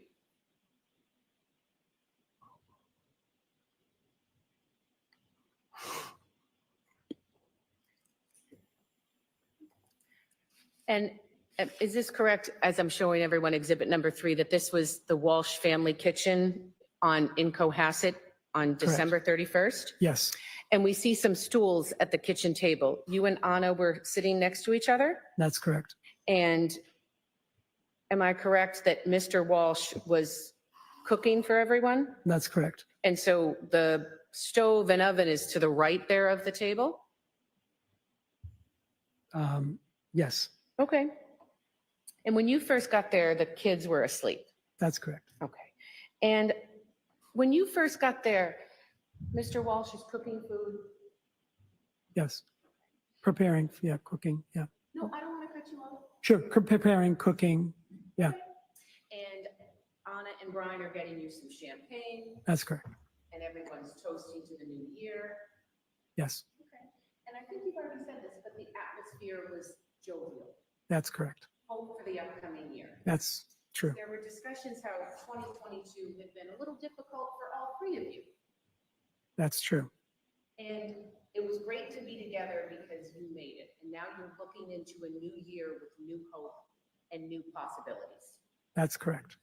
The champagne bottle that all 3 of you signed, that was the spirit that new year, so happy to be together, aren't we lucky? Yes, And as you're sitting at that kitchen table, you're having conversations about investment properties. we were. You're having conversations about book reviews and what books everyone should read. Yes, And you told us that Anna is texting people. You said it's New Year's Eve, so she's getting texts, she's sending texts. yes, And as you're sitting at that table, she's snapping pictures with just the 2 of you.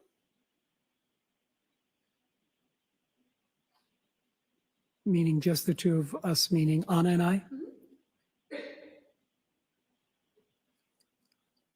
I do recall, I mean, I have received a photo of the 3 of us with Anna and their oldest son, Okay, but. a selfie, yeah. Sure, no, I don't mean to cut you off, but during Sure. that night, she has her phone out, she's taking pictures of just the 2 of you, just Anna and Jem to memorialize the night. It's a celebration. Oh, it's the 2, oh, I see. Well, the 2 of us and Brian, All 3 of you together. all 3 of us together, correct? Okay. And in that picture, you're smiling, you're embracing each other. Yes, And Brian's preparing food and he's serving you all the food he's making, the different dishes, right? yes, And he's serving it to his wife, Anna. yes, And they're talking to each other during the night. yes, they are. And they're laughing with each other during the night. Yes, And they're taking pictures with each other during the night. I don't know if they were taking pictures with each other during the night. I don't recall. But there was the picture of the 3 of you embracing and smiling. That's the 3 of us with Brian? I'm Wait, was that what you're asking? Was there a picture of Anna, Brian, and myself that night? I don't recall. I recall one picture, and that's with Anna and their oldest son. That was Tom. Correct. I want to talk to you a little bit more about the conversations that you were having that night. Sure. At some point, Anna showed you a new ring that she had. It was a diamond ring, That is correct. and it was quite large. They said it was a valuable ring. Yeah. And I believe Anna told you that it was worth several $100,000. Objection. Jurors, I think it'd be a nice time for you to take your morning break.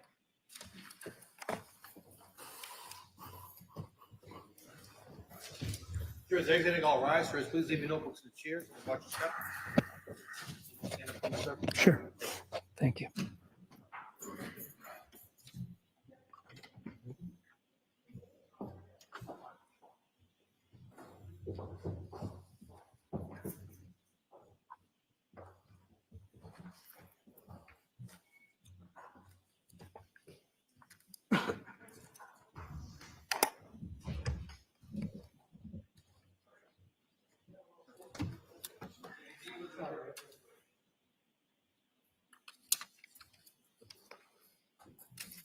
Take a step down.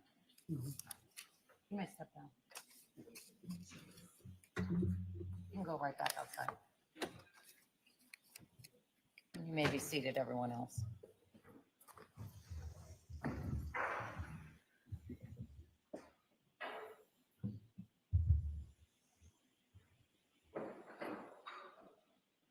Yes. He's gone. Thank you, Your Honor. I'm not seeing the relevance of going in down this road. An answer for her, for counsel, but go ahead.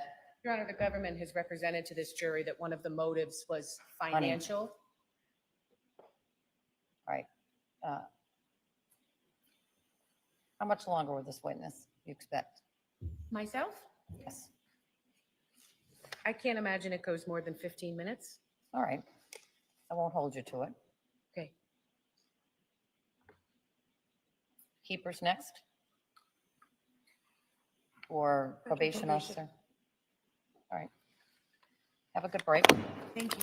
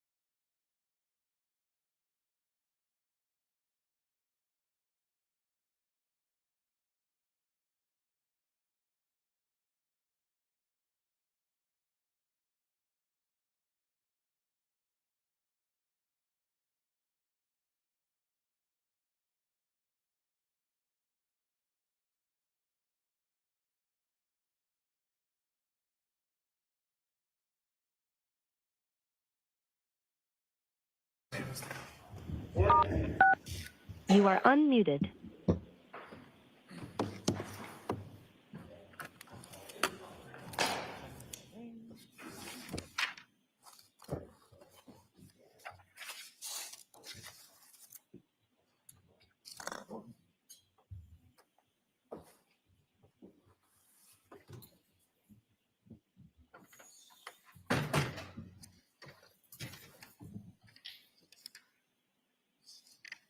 Please be seated. Court's now in session. Turn up the cell phone. Oh, the witness back on the stand?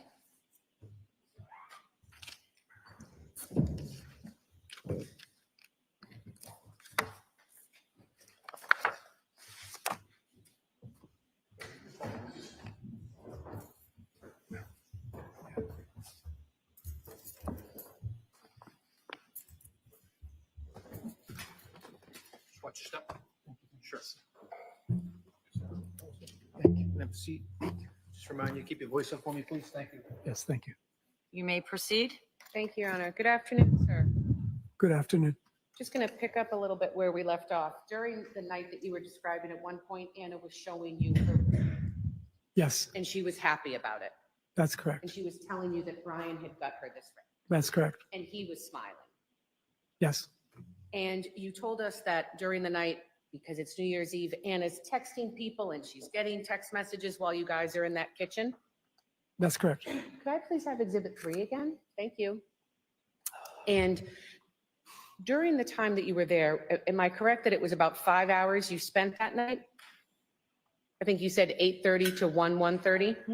Roughly 4 to 5 hours. Okay. Yeah. And you weren't drunk, right? No. They weren't drunk? No. The champagne was free flowing, so to speak, but everyone was just happy and tipsy. Yeah. And during the night, there are, you had mentioned there was food being served, conversations about the future, and Anna was getting text messages from people, and she was sending text messages to people. That's correct. And while you're sitting in that kitchen, the three of you, at some point, she says, let's send a picture to Will. I believe that's what she said. I'm not 100% sure. I believe that's what she said. Yeah. Yeah. And after that, you stayed for quite a bit after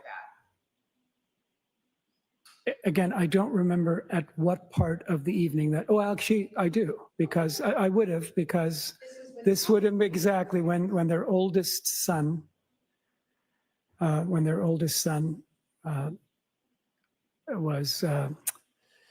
was awake. So it would have been towards the beginning. That's correct. Okay. Yeah.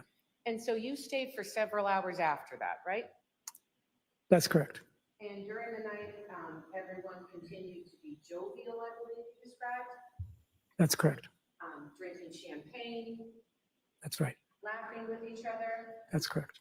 And I think you had told us on direct that at some point, Brian had told you that he had lost his phone, That he had misplaced his phone. misplaced his phone. And I think you had said that he told you it was liberating not to have it. That's correct. And he was kind of laughing about how free it felt not to be on a cell phone. That was the gist of it. Correct.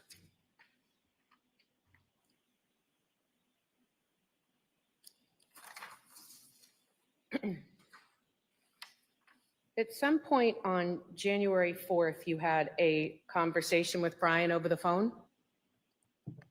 Was that a Wednesday? If I it don't is- have a calendar out, but I think you had said, I appreciate everyone quickly moving. So the first was a Sunday. 2, 3, 4. Because So yes, on Wednesday I did. Yes. Yes, I received a call from Brian. And on that call, you had just seen them at about 1:30 on New Year's Eve, so about not even 4 days before. That's correct. And he had told you that he hadn't spoken to her in several days and that That's she was missing. That's correct. And I think you told us on direct that you were in shock. It didn't make sense to you, That's correct. that you were just with them. That's correct. And you said to Brian, did you guys have an argument? Did you have a disagreement, right? I did. And you asked him that repeatedly. I don't know if I asked him that repeatedly. I did ask him that question. And he said to you, no. Did it look like we had an argument? You were there. That's correct. Because it didn't make sense to you that they haven't spoken in days, right? That's correct. And it also didn't make sense to me that she would leave shortly after I left. There was, yeah, And so given that, it didn't make sense to you. You were there until 1:30. They weren't arguing. they weren't arguing. No, You said the night was joyful. that's correct. They were happy. That's correct. And from everything you saw and what you've told us, they were in love. Well, they were happy is a loaded statement, I Well, think. let me- I mean, they seemed okay. happy that night, but people are complex. So I want to make sure that I answer that question truthfully. No, I appreciate that. So, Let me ask you this. I did know a couple days in advance that So let me she, just stop you yeah, for a minute. thank you, okay? sure. You've been a realtor for 23 years, 25 years now. 25 years. So you're a salesperson, right? In a sense, one of the aspects of your job is to sell properties, right? That's correct. And would you say that one of your greatest assets is to be able to read people? That's true. Understand To listen, people? to understand, yes, And I think you just said people are complex. that's correct. And so you, in your professional job, part of it is to kind of be able to understand those complexities, Yes, to see if someone is maybe putting on a brave face or holding back, right? sure. And you had known Anna and Brian Walsh as a married couple for almost 3 years at that point, right? That's correct. And you have spent time with them together. Mhm. You said that their family was like your family, right?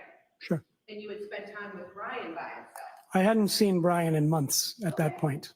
But And you- I hadn't also only seen Anna physically. I hadn't seen Anna physically in months. Okay, but in the past, in those times that you have described them as family, as close friends, you had spent time with Brian Walsh, just one-on-one. Yes, I had. You had spent time with Anna, just one-on-one. That's correct. She worked for you, and you described that you would be in touch all day, every day when she was working for you, right? I can't say it was every single day, but Okay, it well, was, she brought pastries to your home in the South End, sure, right? sure. yeah. And you told us that she was your confidant and you were hers, right? That's correct. You went through an intense program with Mr. Walsh, right? That's correct. And you spent 5 hours with them on New Year's Eve, on December 31st of 2022, right? That's correct. And you described the night as joyful, Jovial. jovial, as full of hope. But- And on your I'm not post sure. before the break, that everyone was hopeful and looking towards the new year. I'm not sure that I would describe it as hopeful for the new year specifically. If you had to ask me specifically as to what the mood was, whether she was, because I had heard a couple days prior, I'm gonna stop you. sure. You all signed the champagne bottle, right? Yes, we did. Yes, we did. And that's where the complexity comes into play. I cannot know what was going on in their hearts and minds. Yeah. Of course, thank you. No, I understand, course, sir. I'm yeah. talking about those complexities. Sure. You said that everyone was laughing that night together, right? Yeah, there was a good mood that night. Good mood that Yeah. night. You never saw them argue, right? I did not. You said at one point that you saw them talking and laughing with each other, right? Sure. Yes, I did. And at one point, Thomas came downstairs and they didn't shoo him back up to bed. It was happy to have their son together with you. Yes, absolutely. Absolutely. And when Brian was cooking for you, he was even putting a Turkish flair on some of the foods to That's- specifically for you, right? That's correct. I remember him saying that. Yeah. And at 1:30 when you left, they weren't even telling you to leave. You just realized it was late and you should go. That is also correct. And so when you heard that Brian was telling you that he hadn't spoken to his wife in 3 days, that did not make sense to you. It did not. Because when you left at 1:30 in the morning, it was a joyful, happy occasion. I'm using your words. It was a joyful, happy occasion on New Year's Eve of January 31st, 2022. I didn't understand how Anna could be missing and how we did not know about this since the first of the year. It had been 3 days. So when you. And our community had not been, 31st, correct, we had not known about this for 3 days. I did not understand. Okay, And the tone of voice was not panicked. so let me just ask you my question again. Yes, Let me thank you. know if I'm not phrasing it right. Please. When when you left the house Yes, of your good friends yes, on January 31st of 20, or excuse me, January 1st now at 1:30 in the morning, yes, the mood was joyful and happy. yes. Nothing further. Your Honor. Redirect. I think I'll be brief, Your Honor. Sir, you said you had heard a couple days prior. Had you heard from Anna a couple days prior? When you were saying about people being complex? Your Honor, I apologize. I could be just losing my hearing. I can't hear Mr. Connor. And I'm talking into my shoulder, so that's my fault. Sir, when you were saying people are complex and you had heard a couple days prior, are you referring to your conversation with Anna a couple days prior? Yes, I was. I am. What is it that you heard in your conversation a couple days prior that makes you say that people are complex? That they had marital problems. Objection, move to strike the characterization. All right, and I'm going to remind you, sir, I'm going to strike the marital problems of characterization, but you can, without characterizing, you can discuss what you recall her saying, even if you don't remember the exact Sure. words. I Why recall. don't we state the question again? Certainly. Yeah. Understanding what Her Honor said as far as what Anna was saying, Sure.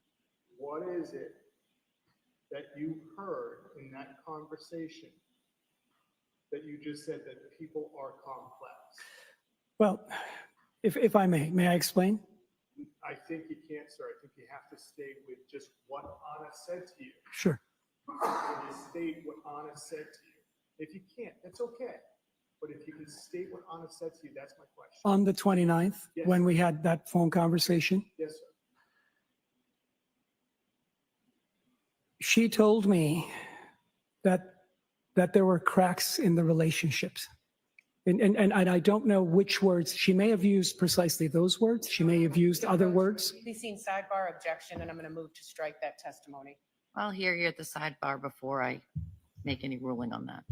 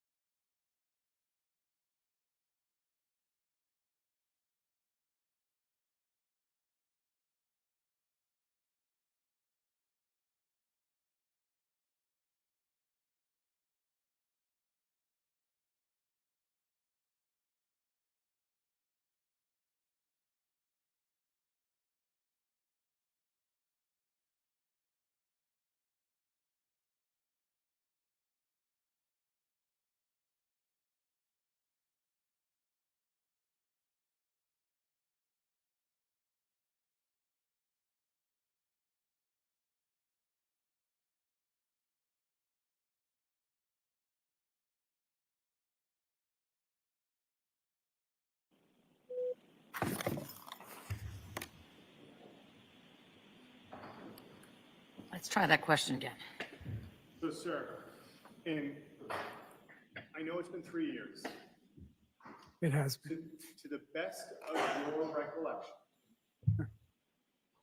what I'm asking you is on that December 29th conversation, to the best of your recollection, what did Anna Walsh say to you that led you to say that people are complex?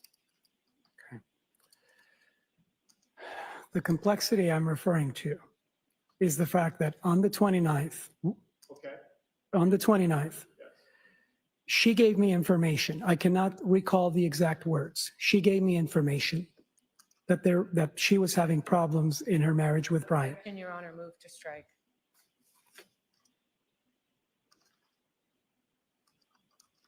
To the best of your recollection, what did she say? Well, again, it's been 3 years, Your Honor. If you have a recollection, you do, and if you don't, sir, that's fine too. I remember what was discussed at the conversation. I just don't remember the exact words. I did give my testimony when it was very fresh. And I know we're Yeah, all I understand. Sure. jumping in the middle. Sure. And sir, it's just because we want to make sure we get it right. Okay. So you had the conversation with Anna on the 29th. That's correct.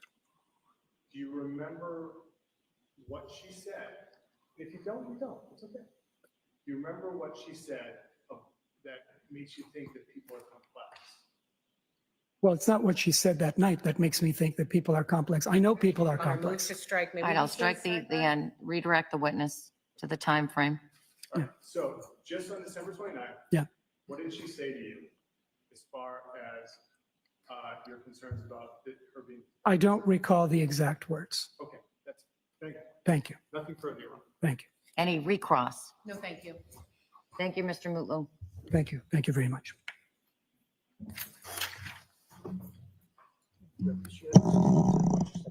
Thank you very much.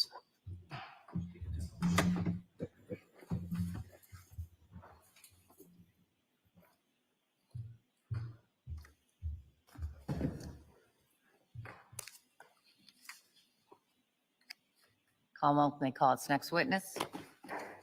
The Commonwealth would call Marlene Ramdahal.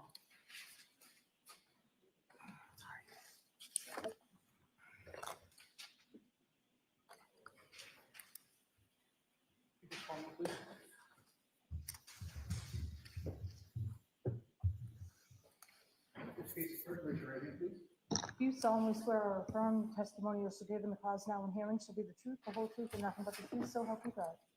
You can just follow me, please. Just take your time, just watch your step. Please.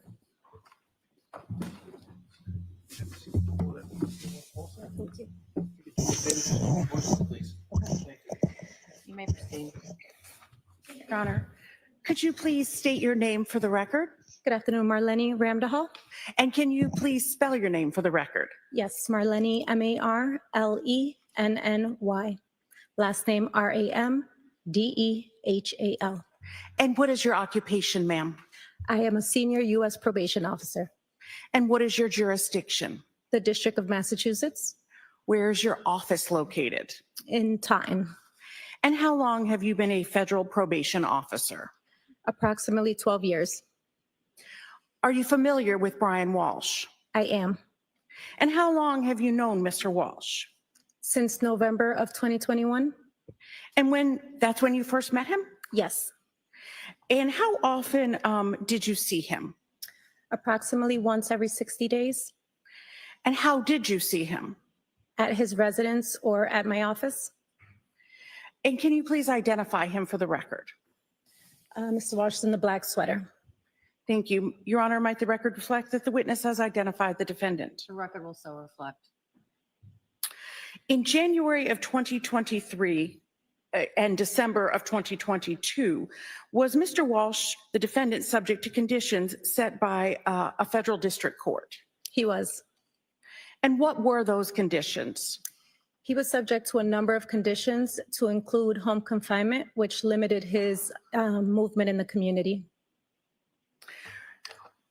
When was the defendant authorized to leave his home? He was authorized to leave his residence with a pre-scheduled pass, so he would have to ask permission before leaving his home. Did he have set windows that he was allowed to leave? He did. And what was he required to do before leaving his home? Prior to leaving his residence, he would have to have an approved schedule. And who would approve that schedule? I would. Where was he allowed to go? A client on the home confinement program is only allowed to leave the residence for essential necessities. So things such as employment, education, religion, treatment, attorney visits, court-appointed activities. He was also allowed to do things such as grocery shop, banking, grooming, things of that nature. He also had permission to do things with his children and his mother. So what did he need to do as far as specifying where he would go? So on Thursdays, he was to submit schedules to me with what essential necessities would be required for the following week. And how would he do that? He would send me an email. And what email did he use? brw@tensaleconsulting.com. What permission did he have to leave the state? He did not have permission to leave the state. You said that he was allowed to go for necessities. Is a restaurant considered a necessity? No, it is not. What did he have to do if he wanted to deviate from the schedule that he had submitted on Thursdays, I believe you said? Correct. Yeah, if there was a change to the schedule, he would be required to submit a new schedule request, And how would he do that? again via email. And who would he do that to? Myself.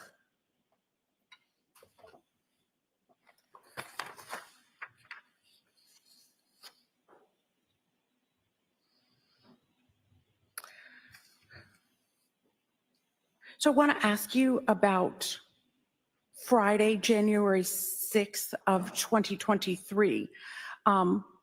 Did you see the defendant that day in person? I did. And what contact did you receive from him requesting permission for his window for the following week? On January 6th, Mr. Walsh submitted a schedule for Wednesday, the 11th. He requested a haircut appointment from 1:30 to 3:15. He also requested a pass for the 12th to meet with his probate attorney from 10:30 to 3:15. What contact did you have from the defendant on January 5th of 2023? On January 5th, Mr. Walsh contacted me to inform me of law enforcement contact, which is required by his conditions of release. He also notified me that his wife Anna was missing. What was his window of release on Thursday, January 5th? On January 5th, he had a reoccurring schedule to drop off his children between 8 a.m. and 10:30 a.m. He then had a pass to assist his mother with some errands from 10:15 to 1:30. And then he had a reoccurring schedule to pick up his children from 3:45 to 6:15. And the morning schedule and the afternoon schedule, was that a set recurring schedule? Correct, Monday through Friday. And was the middle, the time that he was with his mother, was that also a recurring time, or was that something he had just requested? He had just requested it the week prior. And what was the window of release for Wednesday, January 4th? The 4th would have been drop off children from 8 to 10:30. Then he had a reoccurring groceries schedule from 11 to 1:30, and again, pickup of the children from 3:15 to 6:45. So that was all prearranged. Correct, yes. And what was the window of release on Tuesday, January 3rd?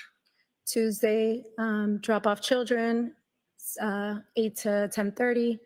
pick up children 3:15 to 6:45, and he had a reoccurring schedule as well to get his trash out, and that was from 7:50 to 8:20, I believe, In the evening? in the evening, sorry. Okay.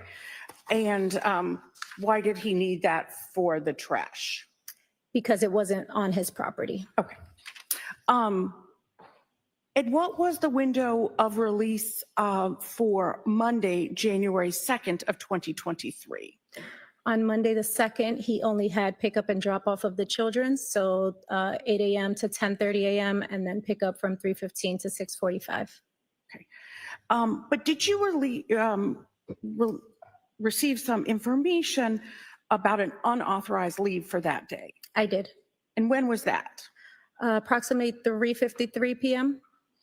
And did you speak to him? I did. And what contact did you have with him?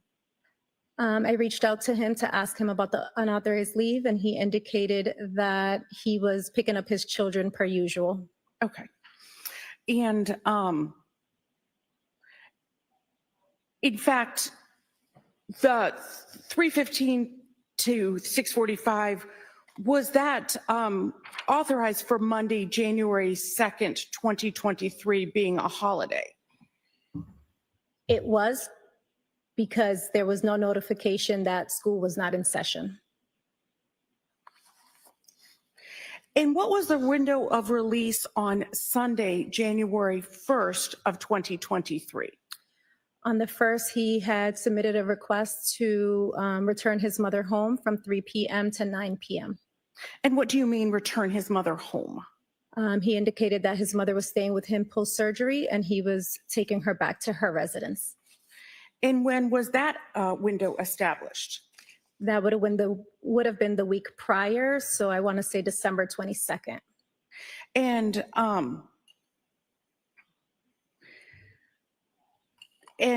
where did he indicate that he would be returning his mother? To her residence. And where was that, if you know?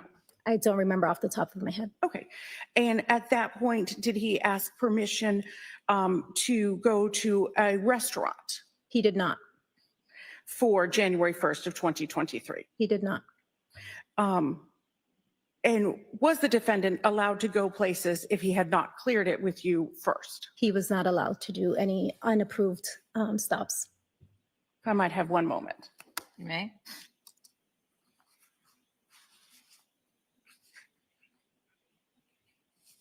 No further questions, Your Honor. Cross-exam. Yes, thank you. Well, good afternoon. Good afternoon. So did I hear you right that said Mr. Walsh asked to be able to go 3 p.m. to 9 p.m. on Sunday, January 1st? He asked that the prior week of December 22nd. That is correct. And to go out to a restaurant, that would have been correct.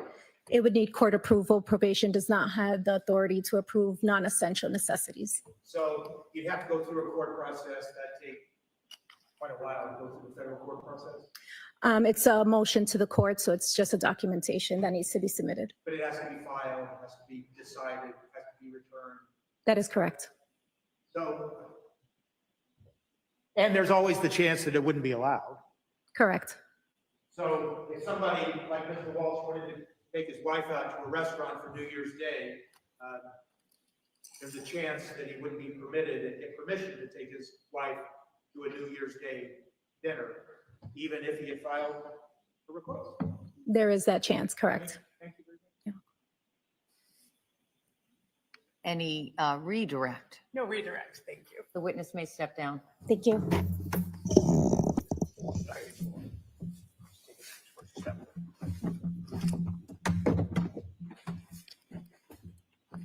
Commonwealth may call its next witness. Commonwealth will call Anthony McCremon.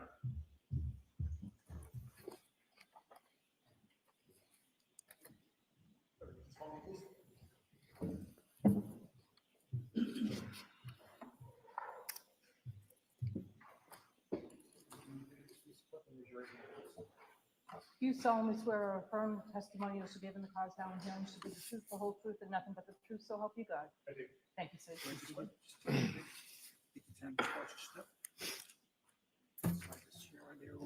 Let's see. Do me a favor, just keep your voice up when you speak. all Sure. right? Yep. You may proceed. Thank you, Your Honor.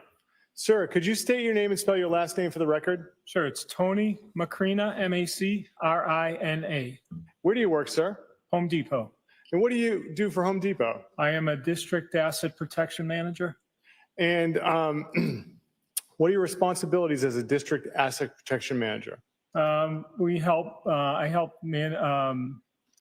increase profitability by mitigating losses and creating a safe work environment for the associates and customers. How long have you been with Home Depot? Currently 4.5 years.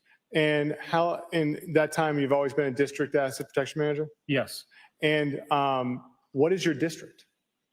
It's considered southeastern Mass. So it's approximately 10 stores in that area. All right. Does that include Rockland? Yes. Sir, have you had the opportunity to help produce a receipt and videos to law enforcement in January 2023 concerning in this matter? Yes, And have you had the opportunity to review both of those prior to today? I did. Sir, as far as the videos that are maintained at Home Depot, are they done in the normal course of business? Yes, they are. Are they done in good faith? Yes, And the videos, I take it they're recorded digitally? correct. So when they're recorded as it's happening to a server, correct? Yes. What access do you have to the server? I remote in, but using a laptop or a computer. Okay. Can anyone have access to it? Just anybody who works within the asset protection department.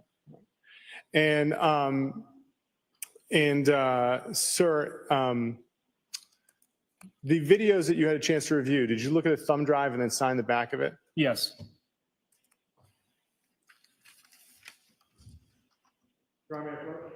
You may.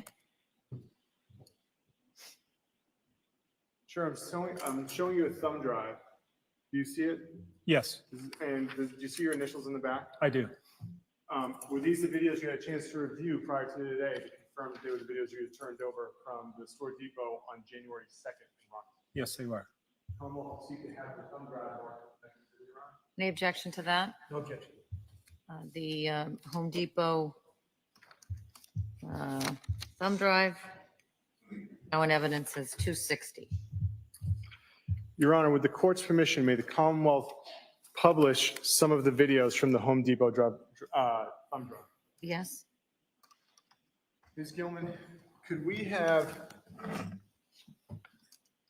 the video Home Depot entering?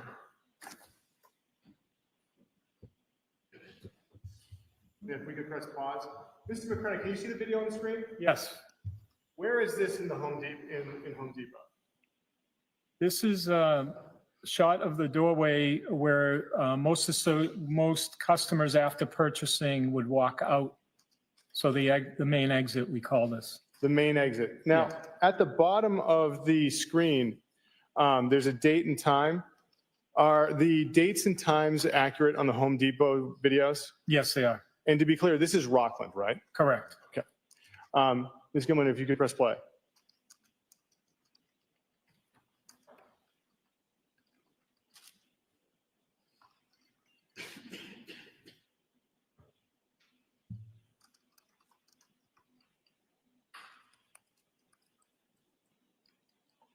Thank you, Ms. Gilman. If you close out that.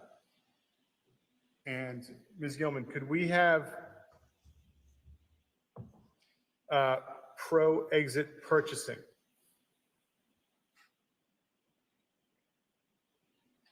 And Ms. Gilman, if you could go to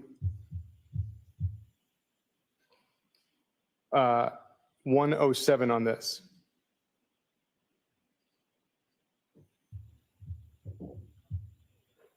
Thank you.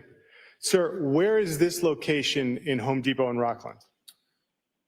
This is on one side of the store. We call it the pro exit. So generally, this is where the lumber is purchased, and it's usually a bigger space so that you can get those bigger carts through the doorway. Ms. Gilman, if you could press play.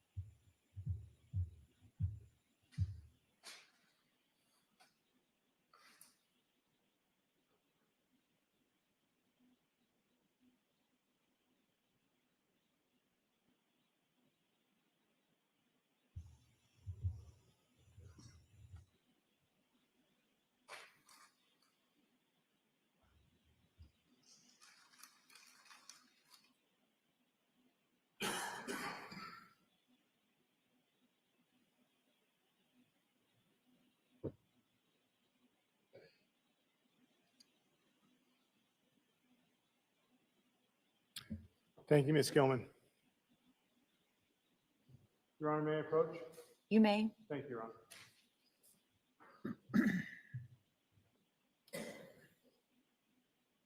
Mr. McCrenna, I'm showing you a document. Do you recognize that? Yes, Is that the receipt that corresponds to the video we just saw? yes. How are you able to find a receipt to correspond to the video? I was given an item number from the state police, And so then you look up the item number? looked up the item number, and it brings me right to this transaction. The two are tied together.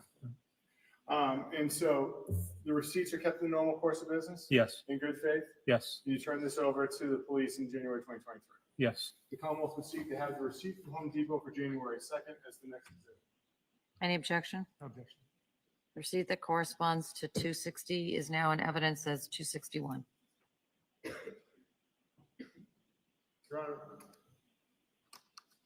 Honor, may the Commonwealth publish 261? You may. Thank you.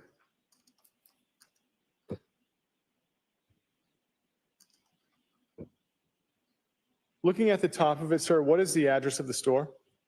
1149 Hingham Street, Rockland, Massachusetts. And what is the significance of Register 3?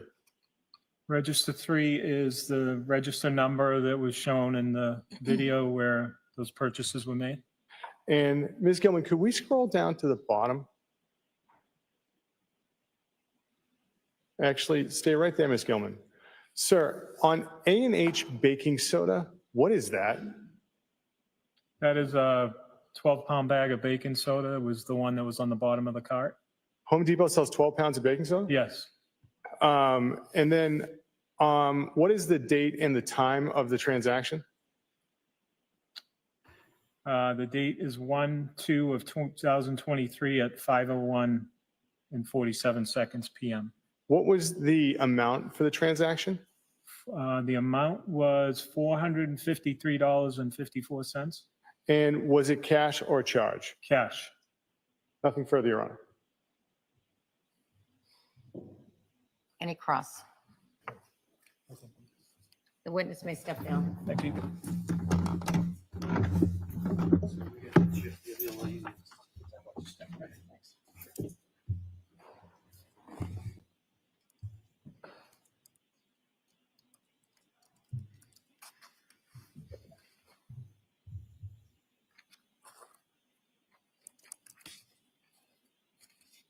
Commonwealth may call its next witness. Thank you. Commonwealth would call Callie Roy, Paleo Logos.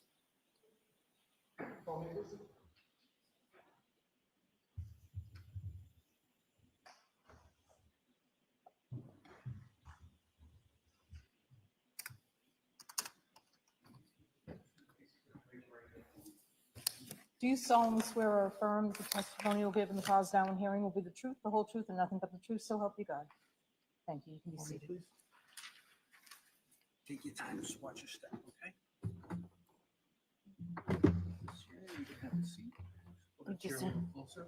Just do me a favor, just keep your voice up when you speak, okay? Thank you.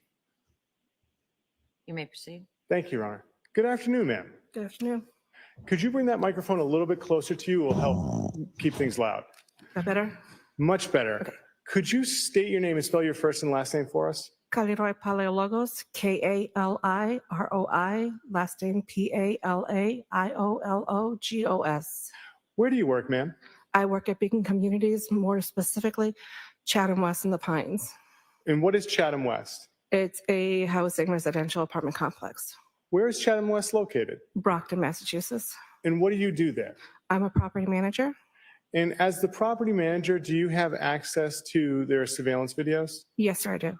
And as far as the surveillance videos, how many cameras do they have on the exterior of their building? Approximately 25 back in 23. In January of 2023, how many units were at Chatham West? 507. 507. Mm-hmm. So it's a really large Yes, sir. complex. What does Chatham West have for dumpsters in January 2023? About 21 dumpsters. And what access does the general public have to the dumpsters in January 2023? They're open to the public. Okay. Now, In January 2023, did you have the opportunity to produce surveillance videos to law enforcement? Yes, I did. And have you had the opportunity to review them prior to today? Yes. Have they been edited in any fashion? No, sir. And Chatham West, when they maintain their surveillance videos, done the normal course of business? I'm sorry, say that again? Sure. Do you maintain your surveillance videos in the normal course of business Yes, I do. and in good faith? Yes. And again, you turn these over to law enforcement in January 2023. Yes.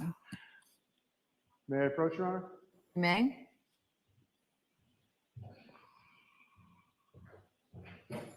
Ma'am, I'm showing you a thumb drive. Do you recognize it? Yes, I do. Does it have your initials on it? Yes, it does. Does this have the video that you reviewed that had you previously turned over to law enforcement? Yes, it does. The Commonwealth would seek to have the video from Chatham West on the thumb drive marked as the next exhibit. No objection. It will be marked and admitted into evidence now as 262.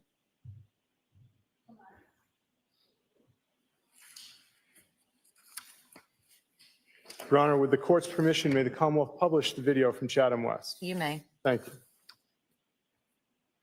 Pause. Thank you, Ms. Gilman. In the top left-hand corner, what does it say as far as a date and time? January 3rd, 2023. And the time? 5:11 at night. Okay. Now, with your surveillance videos, is the time accurate or can be off? It's accurate. Could be off by a minute or two, but it's accurate. Ms. Gilman, if you could press play.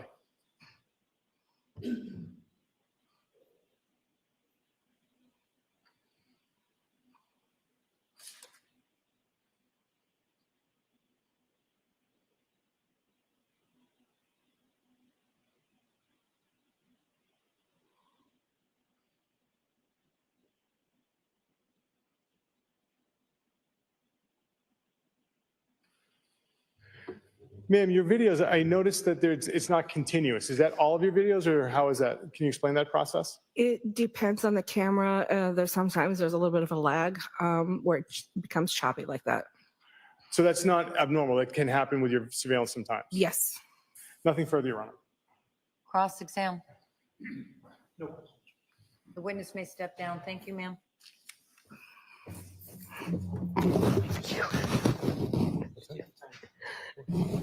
Step, okay.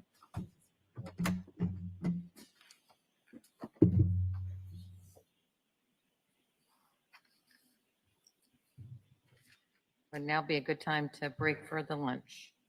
Well, Your Honor, I think the Commonwealth's always made its opinion on lunch. All right. Jurors, we'll take our lunch break now and we'll see you back at 2 o'clock. Jurors, everything all rise. Jurors, leave it open. Follow me. Watch your step, please.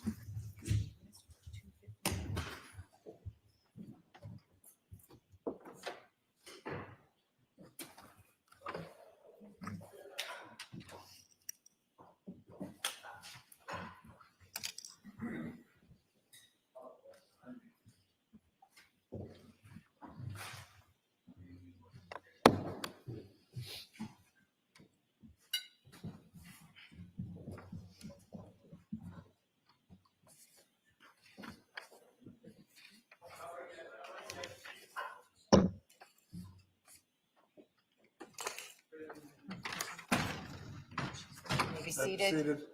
Does anyone need to discuss anything? Nothing from the Commonwealth, Your Honor. No, Your Honor. Have a good lunch. Thank you, Your Honor. All right. It was a recess.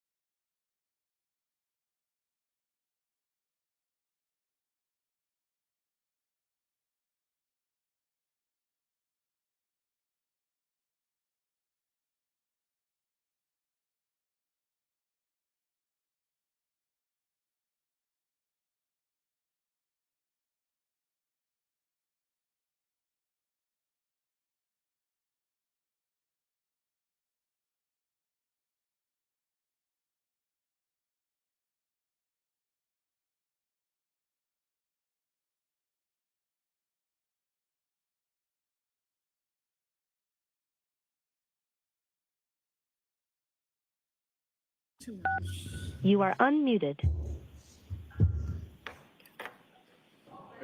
What's the session?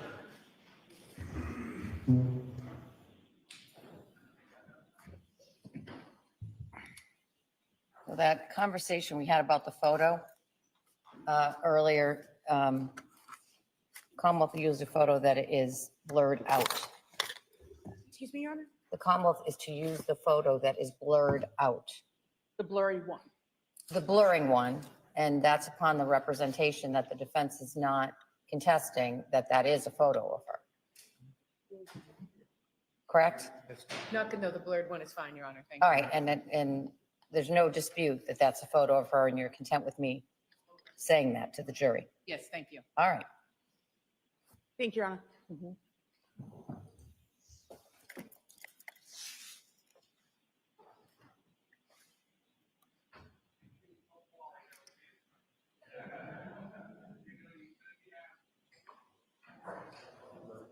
Yes, sure.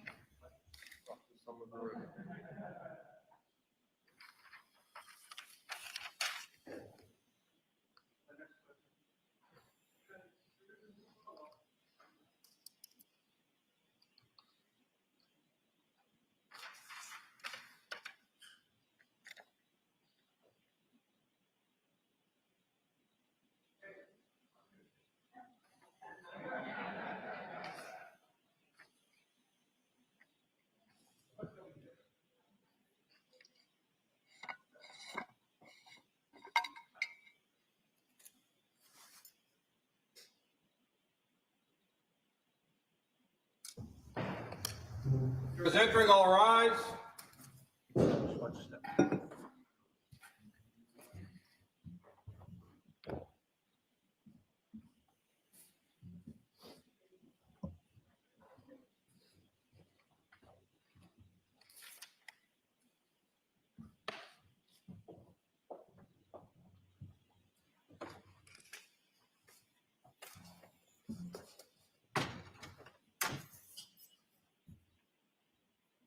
Please be seated. Clerk's now in session. Turn off your cell phones.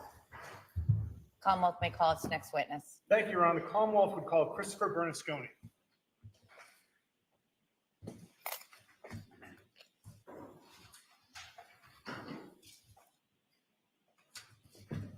Judge, you just call me, please.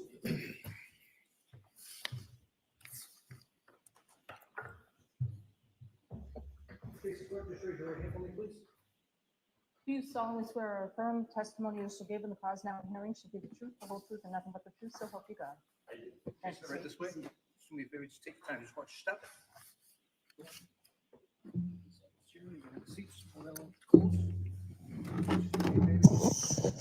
Well, give me the microphone. Thank you. Thank you. You may proceed. Thank you, Your Honor. Sir, could you state your name and spell your last name for the record?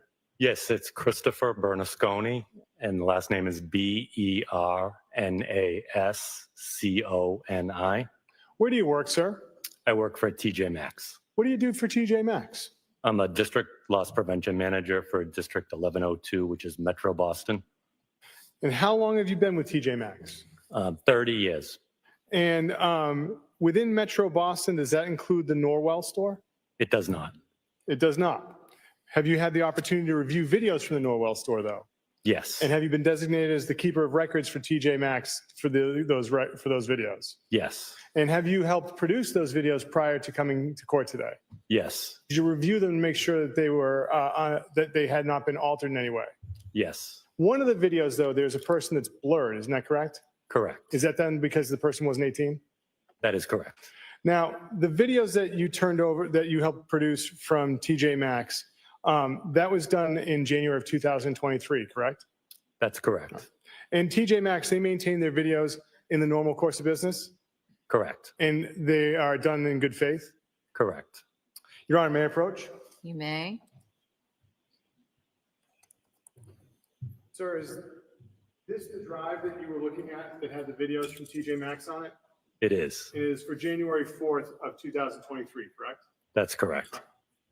Your Honor, the Commonwealth would seek to have the drive of the January 4th, 2023 TJ Maxx videos from Norwell. Any objection to that? No objection. And the TJ Maxx thumb drive of 1/4/23 is now in evidence as Exhibit 263. Your Honor, may the call publish Exhibit 263. You may. Thank you. Ms. Gilman, can we have the first video entrance? And Ms. Gilman, if you could press pause. Sir, where is this in the Norwell store? This is referred to as the entry public view monitor, capturing the entrance of the TJ Maxx in Norwell. And Ms. Gilman, could you go to 1 minute and 28 seconds on the video player? And Mr. Berlusconi, at the top of the video is a label. That is, do you see that? 2003-0104? The title of the video? Yes, You see that? I do. Okay.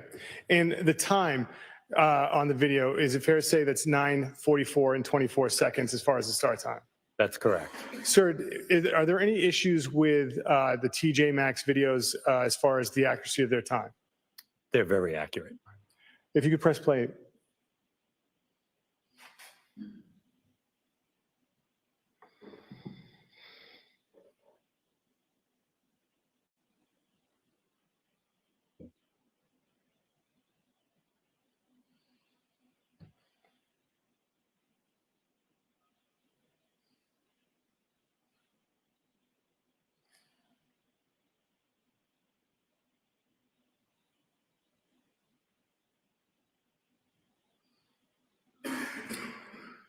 Ms. Gilman, could we have the second video cue?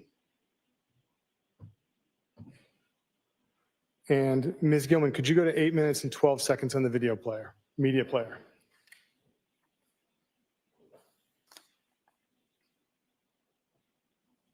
Thank you, Ms. Gilman. And if you could press play. Sir, where is this in the store? This is the public view monitor in the queue line, which is essentially the checkout area.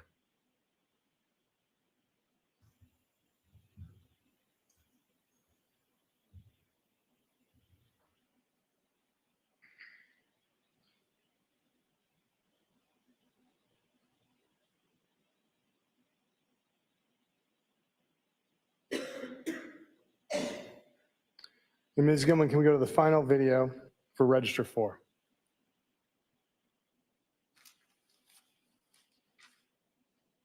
Sir, where is this in the store? This is above the cash register, register 4, I believe.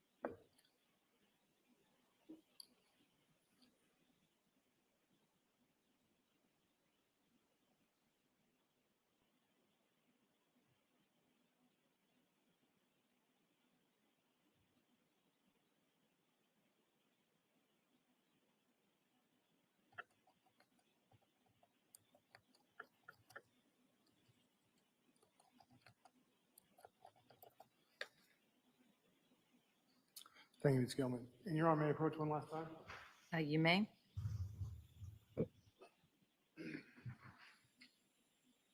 Mr. Bernasconi, do you recognize this document? I do. Is this a receipt for the transaction that you just showed us videos of? It is. The Commonwealth would seek to have the receipt from TJ Maxx for January 4th from Norwell as the next exhibit. Any objection? No objection. The receipt that corresponds to Exhibit 263 is now in evidence as 264. And Your Honor, may the Commonwealth Publish it, yes? publish it? I just want to make sure I caught it to the court reporter. Yes, you may. Thank you. Mr. Bernasconi, what is the address for this store? It's 10 Washington Street, Norwell, Massachusetts. And does this share a parking lot with another TJX store? Yes, the home goods division. And could we go all the way down to the bottom? Right there. Sir, how is this transaction conducted? Was it cash or charge? It was a store value card used to make payment in this particular transaction. And how much was the transaction for? $133.94. And going all the way down to the bottom, if we may? What was the date and time of the transaction? January 4th, 2023 at 9:59 a.m. Thank you, sir. No further questions. Your Honor. No cross. Witness may step down. Thank you, sir. Thank you.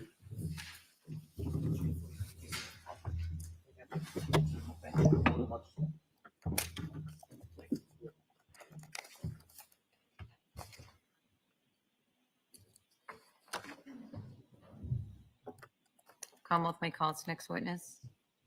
The Commonwealth would call Alyssa Kirby.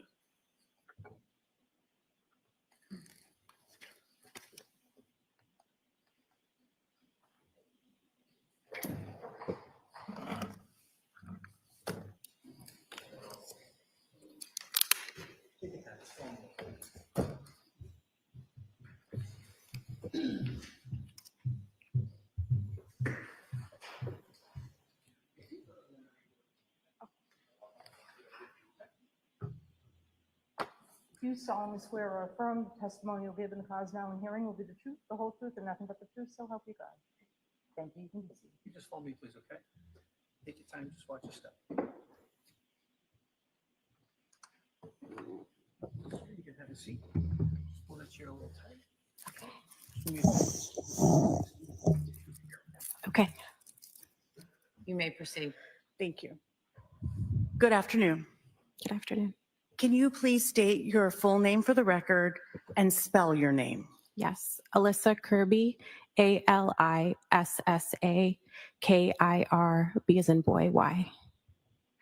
And where were you living in December of 2022? I was living in Chevy Chase, Washington, D.C. And were you familiar with Anna and Brian Walsh? Yes. And how were you familiar with the Walshes? We were friends. I was introduced through my brother and sister-in-law. And what's your brother's name? Peter Kirby. And so how would you characterize your relationship with Anna Walsh? Yeah.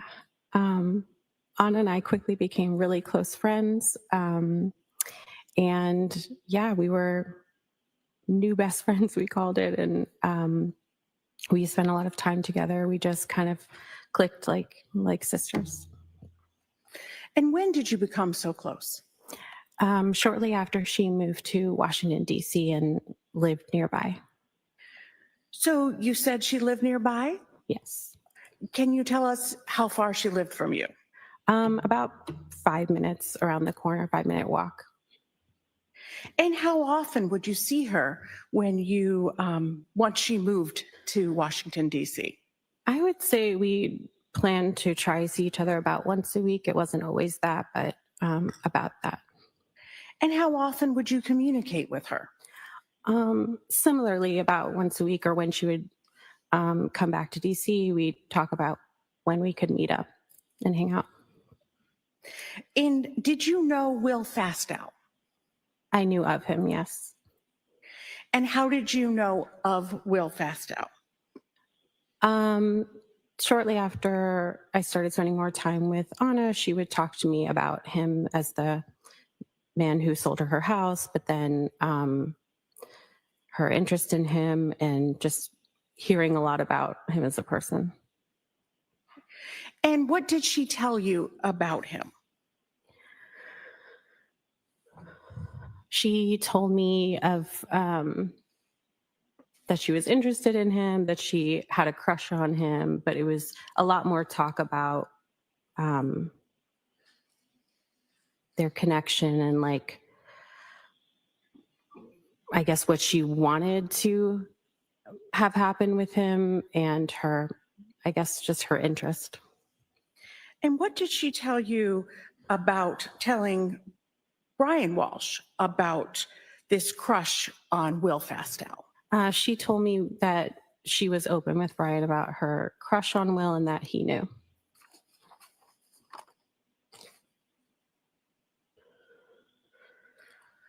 In Christmas of 2022, did you have communication with Brian Walsh on that day? Yes. And how did that happen? Brian called me that day, and because he rarely or almost never called me, I answered, and he was looking for Anna because he said he hadn't heard from her. And so because she lived around the corner, I offered to go over there and check on her. And what happened? Did you go over and check on her? As I was getting ready to go, he had messaged me back that he had gotten in touch with her. So when you say that you had talked to him first and offered to check on her, did you do that in text, on the phone, or something else? I believe that first time was a phone call, and then later was a text message. And do you remember what time of day that phone call was? Not exactly, but maybe I feel like it was noon or early afternoon. Okay. And what was his demeanor when you spoke to him on the phone? That day, I think he was worried or a little bit nervous. And approximately how long was it after you had spoken to him that he texted you? I think it was within like 10 minutes because I was getting ready to go and it was fast enough that I hadn't left yet. And did you speak with Anna Walsh that day on Christmas Day? Yes. And when did you speak with Anna Walsh that day? It was late, much later that day in the afternoon. I was already with family for the holiday, and she called me as she was driving up to Massachusetts. And what was her demeanor when she called you? She was very upset. And when you say very upset, can you describe that? Yeah, she was angry, and she was upset that Brian would have called me that day because, she said that she'd only not spoken to him for like an hour and a half or 2 hours, that it really hadn't been that long. And, there was already some strife, and then she had. Sustained, non-responsive. So I'll strike the last part. Ask the next question. Certainly. So how long did you speak with her for that day? Maybe like 20 minutes. And did you arrange to see her again? Yes. And when did you plan to see Anna Walsh? I can't remember exactly when we planned it, but I know we had planned a day to get together right before New Year's to kind of see each other, hang out, catch up, and like celebrate like a New Year's together. And did you see her to have that celebration? Yes. And what day was that you saw her to have that celebration? I believe it was the 29th. And that was the 29th of what month? Oh, December. Of 2022. Correct. And where did you go? We went a few places. We started at the bar that was across from where we lived that we'd been to a few times. And then we later went out to a karaoke dancing bar. And how long did you stay out that night? Like 6 hours. So, what was her demeanor that night? So that night, because of what happened after Christmas, she was really upset. She was kind of breaking down because everything had been really hard, which Anna was always a very strong person, so that was very unusual for her. And she was just really upset about so much. She had really hit a breaking point. And yeah, we talked about a lot of things because she was so upset. Ms. Kirby, can you tell me what she was upset about?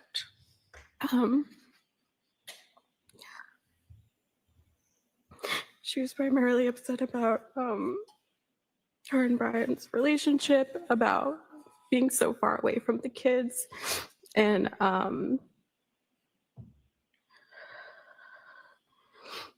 feeling like she was upset having found out that the federal case was delayed, or she thought the federal case was delayed by Brian, and that she just really wanted to be with her kids. Their marriage had been really strained for a long time, and she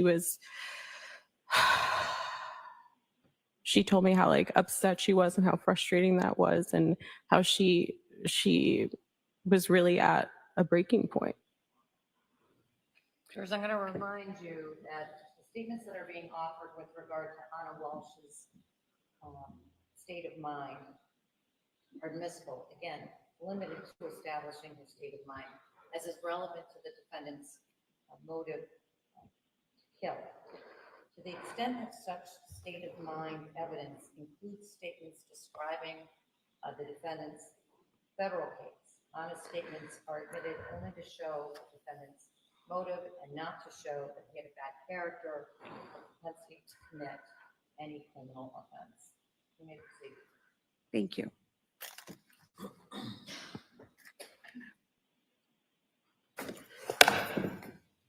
Had you seen her like this before? No. Anna was usually someone very, very happy, very joyful, very strong. Okay, no characterizations, just your observations. Next question. When talking, did she use specific words about what she had said to the defendant? What she had said to Brian Walsh about the legal case? What she told me about that was that she was upset because she wanted him to take responsibility. She wanted their family together. She wanted that whole process to be over, and she wanted him to be responsible, be accountable, and do whatever he had to do to keep their family together. And what did she mean? What did she tell you that she meant by the word responsibility? Yeah, at that point in time, responsibility was potentially just taking jail time and admitting wrongdoing and just owning a mistake, and so that their family, that she would be waiting for them and that their family could be together. Did she give you specifics of what she had told you about the amount of time? I think it was all an estimate, but at the time she thought maybe a year. What did she tell you about the physical separation and her family staying together?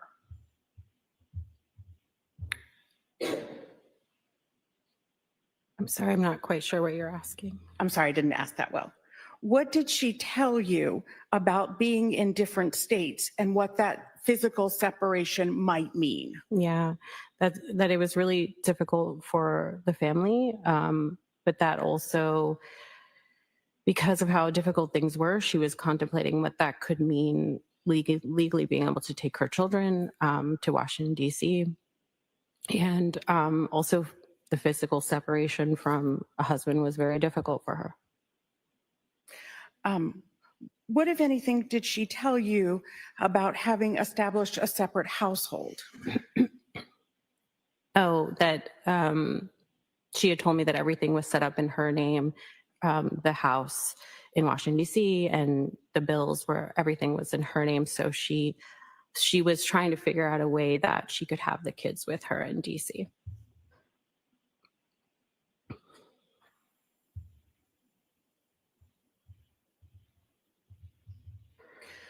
What, if anything, did she tell you about her intimate relationship with Brian Walsh? She told me that, you know, aside from everything being really difficult, that they had not been intimate in a really long time, like maybe over a year, I think she had said. And what did she tell you as to why? She said it was because that Brian had been really depressed and that the strain of the case had really just taken a toll on his mental health and their marriage, and that she felt also that that her energy was being really drained. Yeah. Was she specific about what she meant by her energy being drained? Yeah, at that time, she was saying that Brian was calling her several times a day, that she felt physically and emotionally exhausted traveling back and forth from DC to Massachusetts. It was just a lot on her body, mind, soul, and spirit. And that, yeah, that also just like emotionally feeling like she had to be the strong one was very draining for her. What did she tell you about Brian and his mother?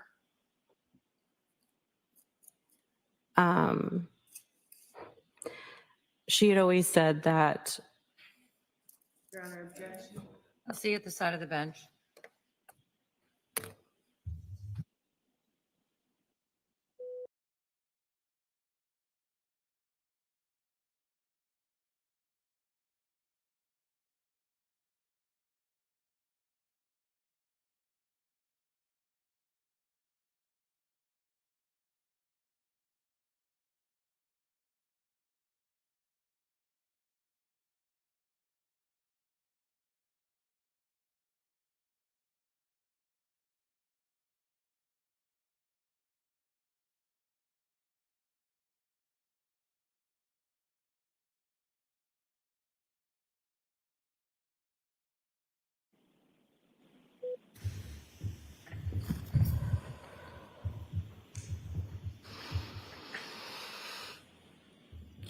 Ms. Kirby, in this conversation on December 29th, what did she tell you about Brian and his mother and a psychic?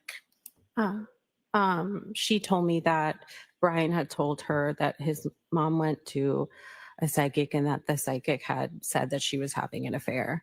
And that night she told me how ridiculous that was and how like she was very upset by that. And she'd always felt that Brian's mom didn't like her, and that it was scary. Did she say why? Why that was scary? Yeah, I think because she always. Objection as to, I think. Yes, sustained. Did she say why? Not your opinion, just did she say why in that conversation? Yes, what she said as to why was that she felt like his mom never really liked her and never like wanted her in the picture, basically.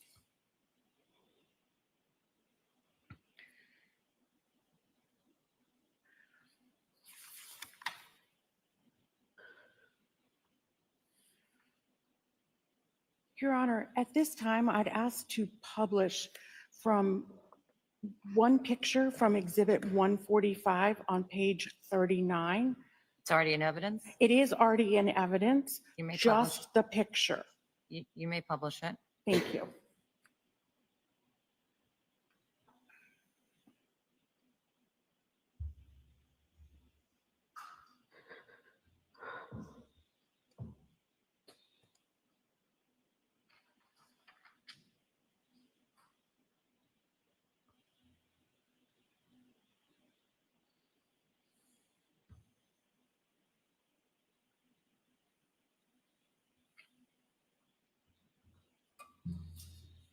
Ms. Kirby, do you recognize that picture? Yes.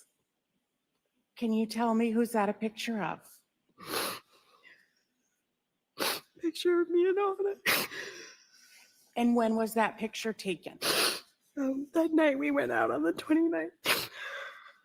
I'm sorry, did you say that was the night from the 29th? That was during that night of December 29th? Yeah. Thank you, Ms. Gilman. You can take that down.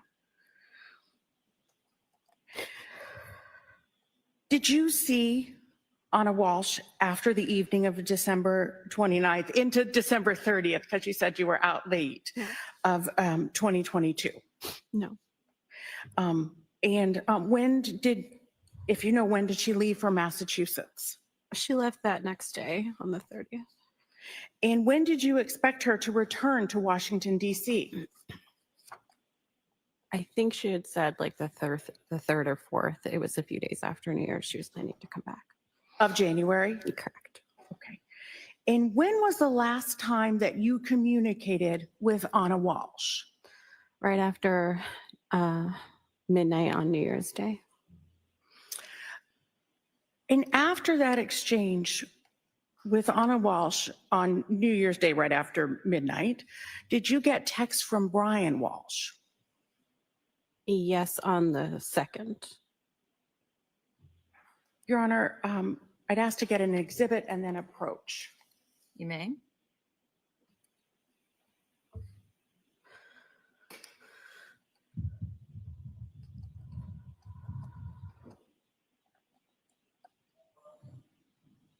I'm approaching with exhibit 164. 164? Yes. Yes. Thank you.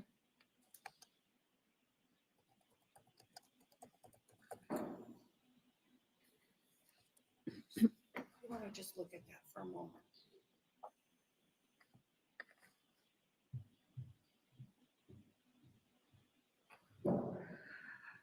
Do you recognize that? Yes. And you can look through it all. Okay.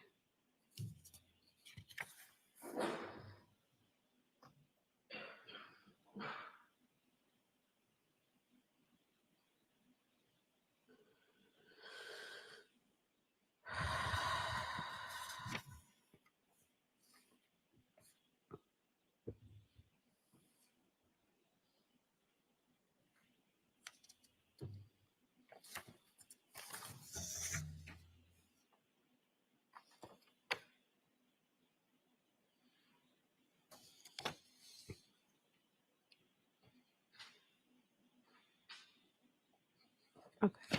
And what are those? Text messages between me and Brian. Your Honor, may we publish exhibit 164 for the jury? You may.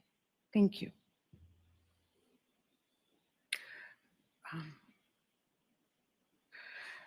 So I'd specifically like to ask about on January 3rd, if we could go down.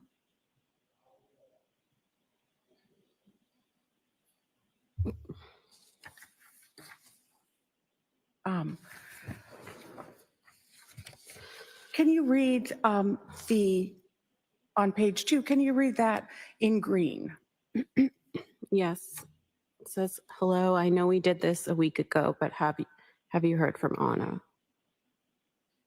And how did you respond to that? I said, hey, Brian, sorry for the delay. Was sleeping. I have the flu and I'm super sick. I texted with Anna on New Year's Day, but no, haven't heard from her. Is she working today? She's usually running around super busy with work. And when did you send that? It looks like on January 3rd at 12:51 p.m. And then did Mr. Walsh respond to you? He said, you're right.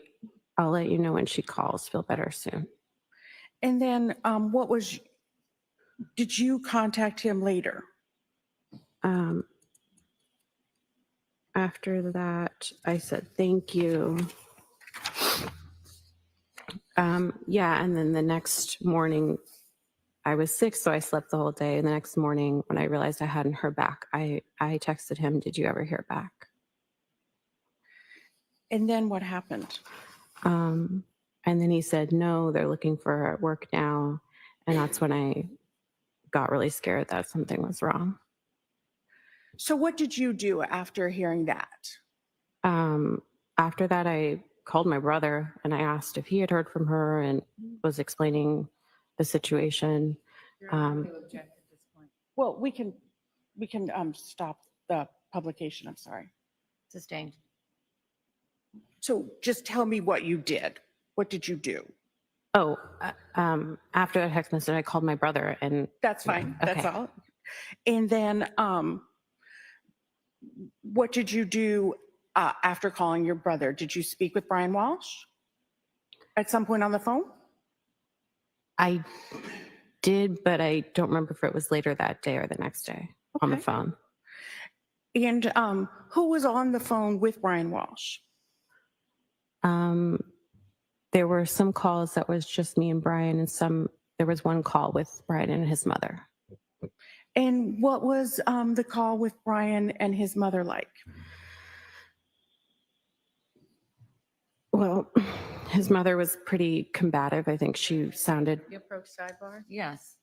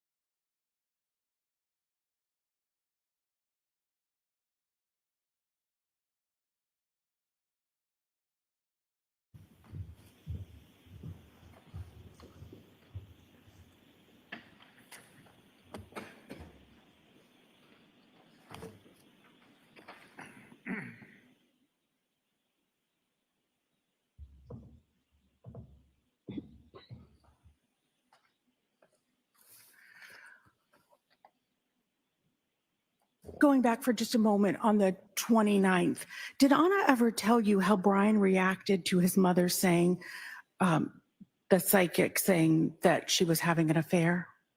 Yeah, she told me that he thought it was equally as crazy, or that was what he said to her. Your Honor, may I approach? You may. I'm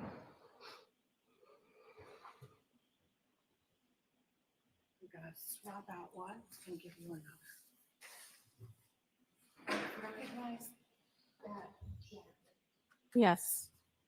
Can you tell me what? Just stay on the microphone so we can hear you. Sorry.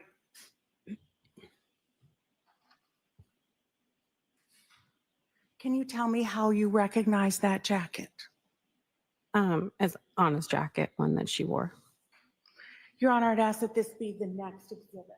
All right, any objection to that? None, thank you. Jurors, that'll be marked into an evidence as Exhibit 264, photo of Anna. The jurors, the face of Anna Walsh is blurred out for that photo, but there's no dispute that that is a photo of her in the jacket, in a jacket.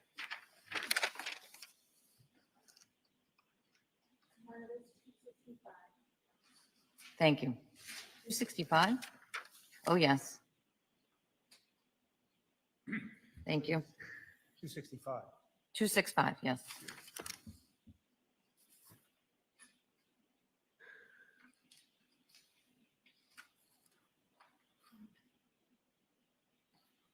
And I'd ask that this be published to the jury, Your Honor. You may.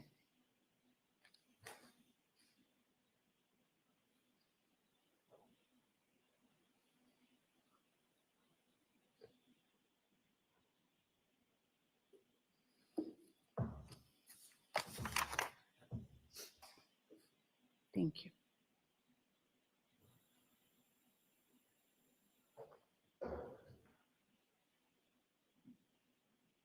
Thank you very much.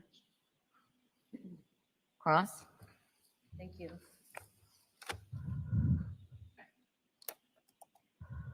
Good afternoon, Ms. Kirtley. Good afternoon. It sounds like you and Anna got very close very fast. Yes. When she was down there, you guys would try to see each other about once a week? Yeah. Okay. And while she was down there, she was working for Tishman Speyer? Yes. And obviously, you would text or talk on the phone sometimes during the week? Yes. And sometimes go for coffee walks around the neighborhoods? Not coffee, but often walks, or we would meet up. Yeah. I'm imposing my own desire in that. Okay. And her work schedule was pretty demanding while she was down in DC. Yes. And it wasn't uncommon that she would work until 7 or 8 o'clock at night. Yeah, that was what she would tell me. Yes. Okay. And then on top of that, she was flying back and forth to Boston on Thursdays or Fridays and returning on Sunday nights or Mondays. Yeah, often Mondays and then returning Thursday or Friday. Okay. I want to talk to you a little bit about that Christmas Day phone call from Mr. Walsh. Okay. You had mentioned that it was not common or out of the ordinary for him to have called you. Yes. Okay. And I think you described him on that call as nervous and worried, right? Yes. And this was Christmas Day? Yes. And I think you told us it was about noon or a little bit past noon when he had reached out to you? Mhm. And what he said is that he and the boys were expecting her home for Christmas and he hadn't heard from her. What I recall he said was just asking me if I had heard from her because he hadn't heard from her. Okay. And because of that nervousness or worry in his voice, you actually offered to go swing by her house to see if she was there. Yeah, I thought that she was already back home for Christmas. And so that worried me. So I offered to go over. Okay. And I think you said within 10 or 15 minutes, he actually reached out to be like, we're good. She reached out to me. She's okay. He said he had heard from her. Okay. You had told us that you had also spoken to Anna on the 25th on the telephone. Yes. And you were telling us that she was angry and upset that Mr. Walsh had called you. Yes, she was angry that, he had bothered me that day with that because she felt it had not been that long since they had spoken. Okay. So it was Christmas Day and she was upset that he bothered you on a holiday Mhm. and that he worried you. Mhm.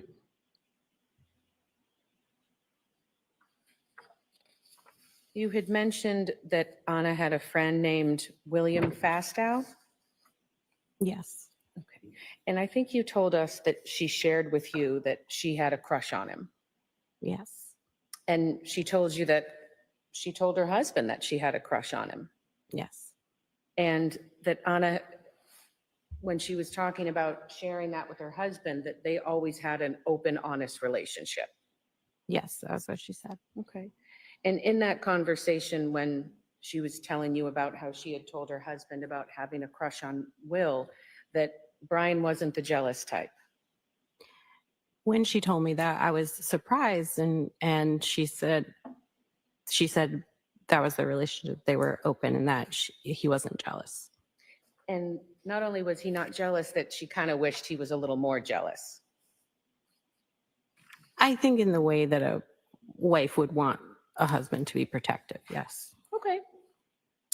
And during the time you were friends in DC with Anna, and during these conversations, she never told you that she was having a romantic relationship with Will Fastow.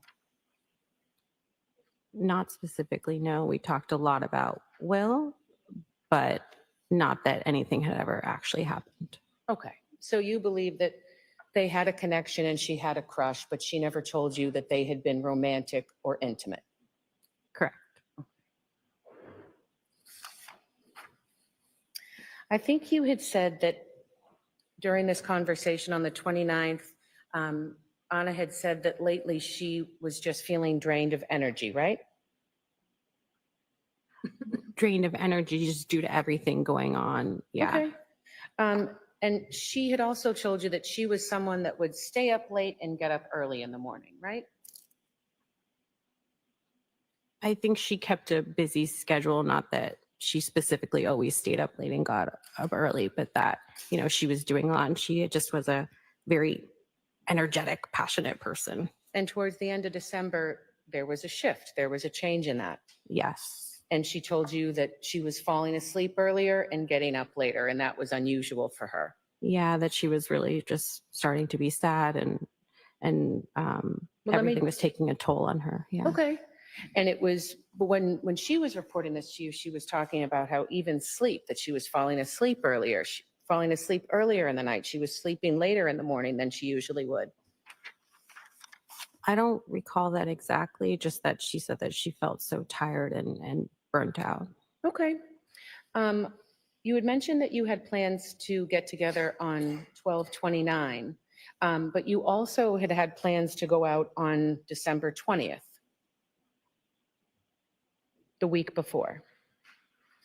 I don't think I remember that exactly. Okay. But we often would try to make plans and then things would shuffle, so. Okay. The plans I'm talking about on the 20th, she had canceled because she wasn't feeling well. Right, yes. Okay.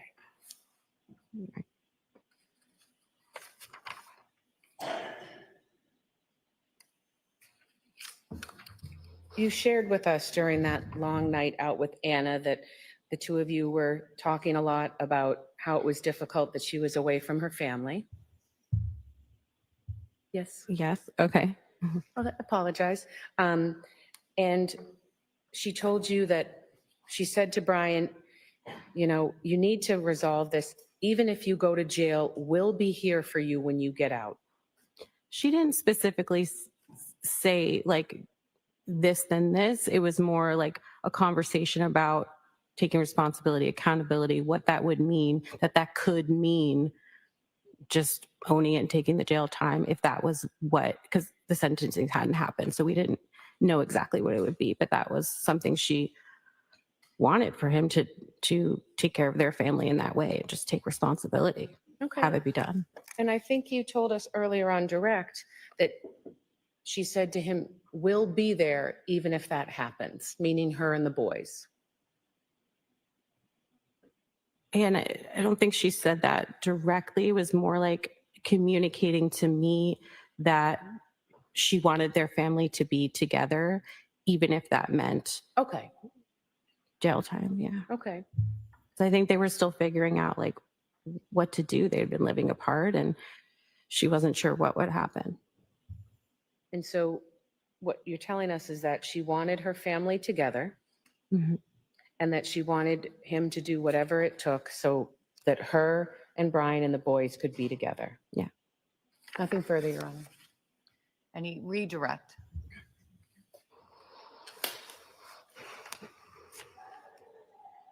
Ms. Kirby, did she want her family together? Objection, Your Honor. She stated it, she can answer it. So rephrase the question. On December 29th, did she tell you, did she want her family together?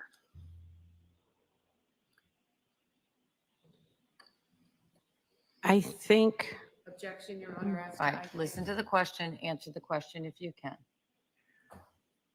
On December 29th, what did she tell you about if she wanted her family together? she said that she wanted her family together. She also was exhausted and not really sure what to do, but I think she Objection, wanted Your her. Honor, as to I think. All right. Sustained. On December 29th, what did she tell you about if she loved the defendant, Brian Walsh? She told me that he would often not tell her he loved her and would always ask her how much she was in love with him. And that she told me that this time she answered not as much because of everything that had happened. And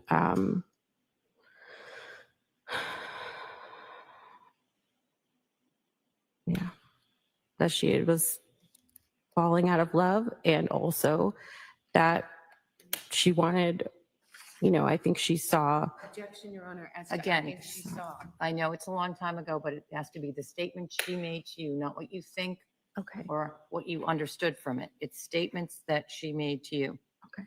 Sorry. And on December 29th of 2022, how did she physically appear to you? Tired. And on December 29th of 2022, did you go out to karaoke? Yes. And did she go dancing? Yeah, it was karaoke dancing. Thank you. Any recross? No, thank you. The witness may step down. Thank you. Also, counsel at the side of the bench.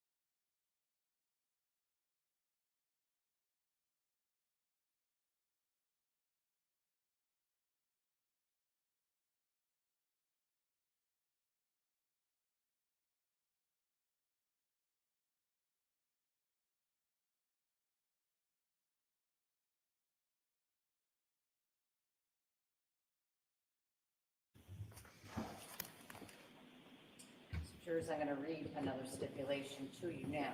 And this is a stipulation, again, an agreement of the parties, simply an agreement of the parties. A stipulation regarding the federal prosecution of Brian Walsh.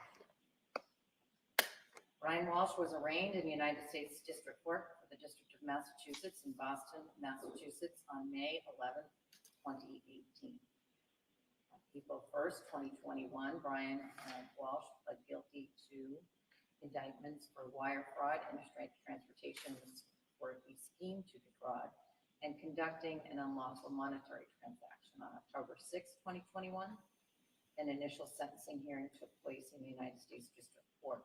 Brian Walsh was seeking a sentence of probation and restitution, while the government, through the United States Attorney's Office, was seeking a sentence which included incarceration of 30 to 37 months, restitution in the amount of approximately $475,000. January 2023, Brian Walsh had not been sentenced on the federal charges. Brian Walsh was represented by a lawyer in all stages of this federal case. Commonwealth may call the next witness. Your Honor, the Commonwealth rests. All right, thank you. With that, jurors, I told you that this case proceeds in chapters. That chapter of this case is closed. That is, the Commonwealth has presented all the evidence that it wishes to present in this case. As I've told you from the beginning, there is no obligation, no burden on the defendant to do anything. And so I remind you of that. The burden does not rest with the defendant. All the burden of proof is always on the Commonwealth, and it stays always on the Commonwealth. The defendant has the option to present evidence if he wishes to. I'm going to suspend the hearings for today, and we'll see you back tomorrow at 9 o'clock, ready to begin the day. Thank you very much. And before we leave, I remind you, don't do any research about this case. Don't go on social media or any news media. Don't speak to anyone about this case, and continue to have open minds as you receive the evidence in this trial. Have a good night, jurors.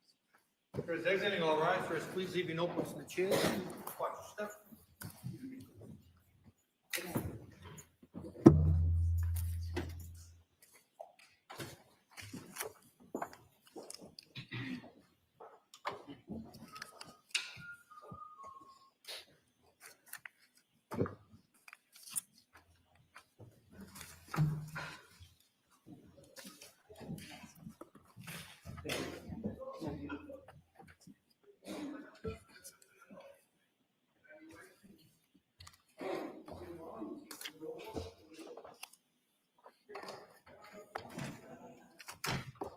Be seated.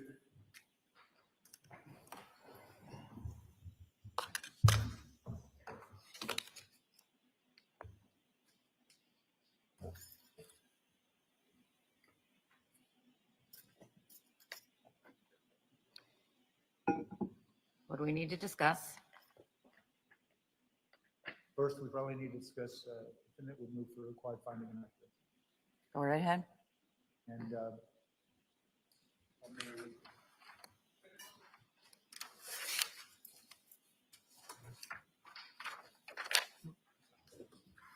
Chief and Sheriff. Give me a second to read your pleading.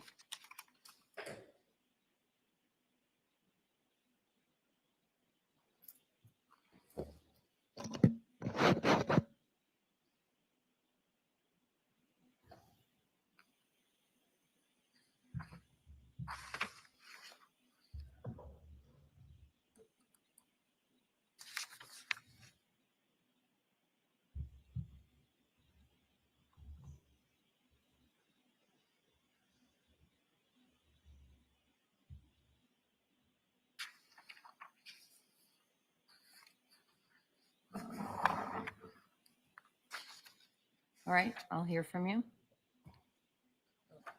for the most part, Judge, I'm just going to rely on that pleading, but what's important in this case, for purposes of arguing the Lattimore standard and the required finding, is that in the facts and circumstances of this case, even if you consider all of the evidence in the light most favorable to the Commonwealth, that the circumstantial evidence and the inferences have not been proven on the elements of premeditation and intent. And it's important to distinguish the fact that where inferences can be reasonable when they have to do with other factual issues that do not constitute the specific elements of the crime charged, here, the inference must be beyond a reasonable doubt because it must support the element of premeditated murder, and it must support the specific intent to kill. And whereas the Commonwealth has based their whole prosecution on what we characterize as a three-pronged approach, that motive evidence that they theorize supports an inference of intent and premeditation, they have failed to present the type of quantity and quality of evidence that would then result in an inference beyond a reasonable doubt that Mr. Walsh ever premeditated a murder or ever manifested the specific intent to kill. The three-prong approach that the Commonwealth took in this case was that Mr. Walsh was motivated by financial interest, which has not been established by any inference sufficient to carry the day, even on the Lattimore standard.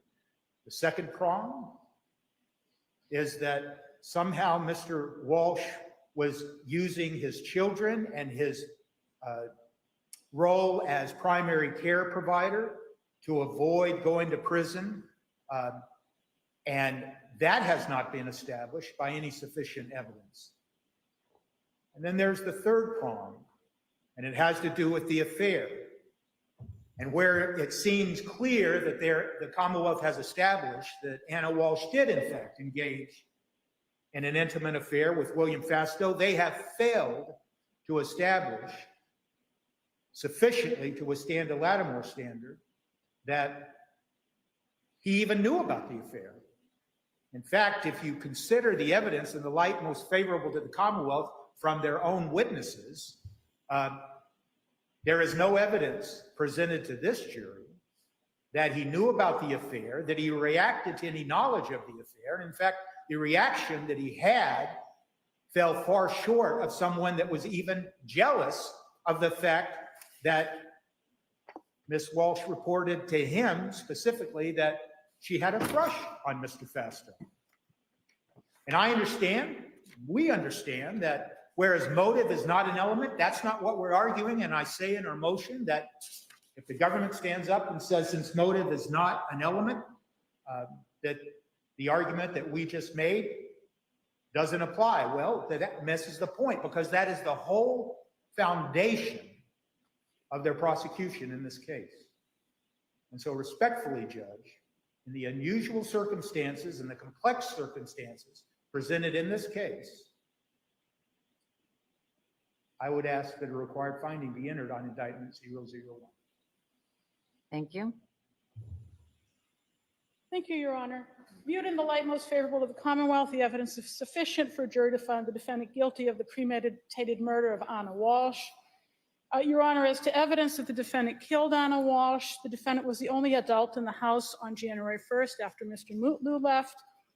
There's evidence before the court that Anna was a fit and active 39-year-old, and in fact that she participated in a vigorous exercise class at Bar Method on the 31st of December, where she demonstrated that she was in good physical condition.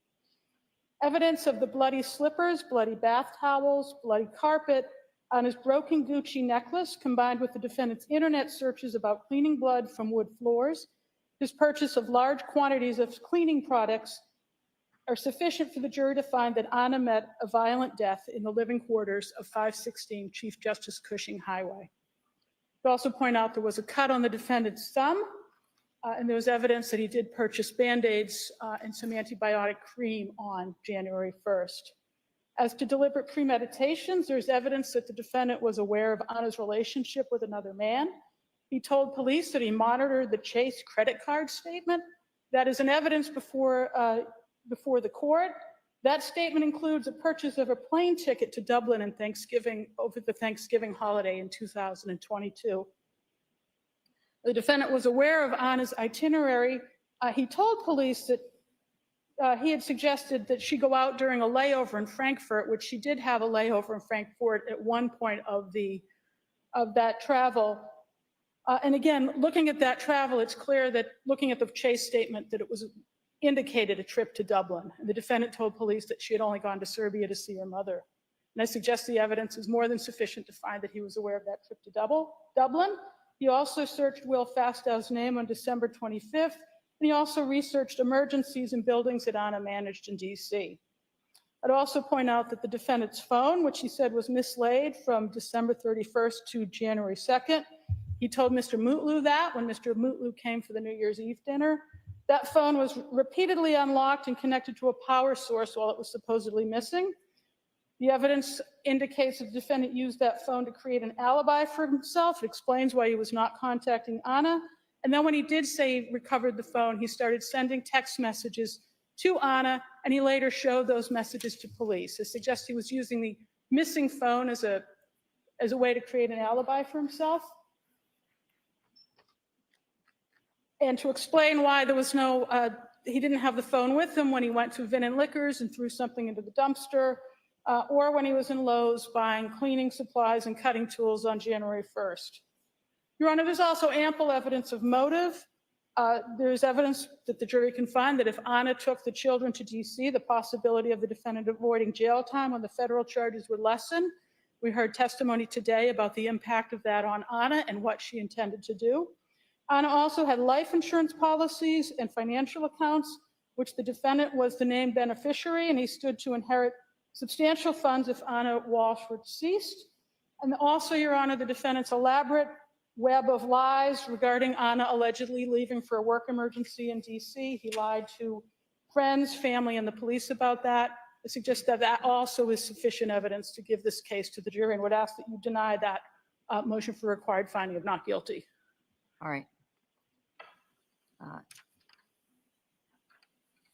The Latimer standard dictates that I take every inference, all the evidence and all the reasonable inferences from that evidence in the light most favorable to the Commonwealth. Adopting that standard, I'm not convinced by the defendant's motion. I'm not going to repeat the evidence that the Commonwealth has just, in brief, summarized for the court. That evidence that this jury has heard and seen is adequate to allow the jury to deliberate the case, in that, again, drawing all the inferences, reasonable inferences from the evidence that's before this jury, there is sufficient evidence for this case to go to the jury for them to determine the three elements that are before them. But it gets over the Latimer standard. So the defendant's motion is denied. We would just object to the record. I understand.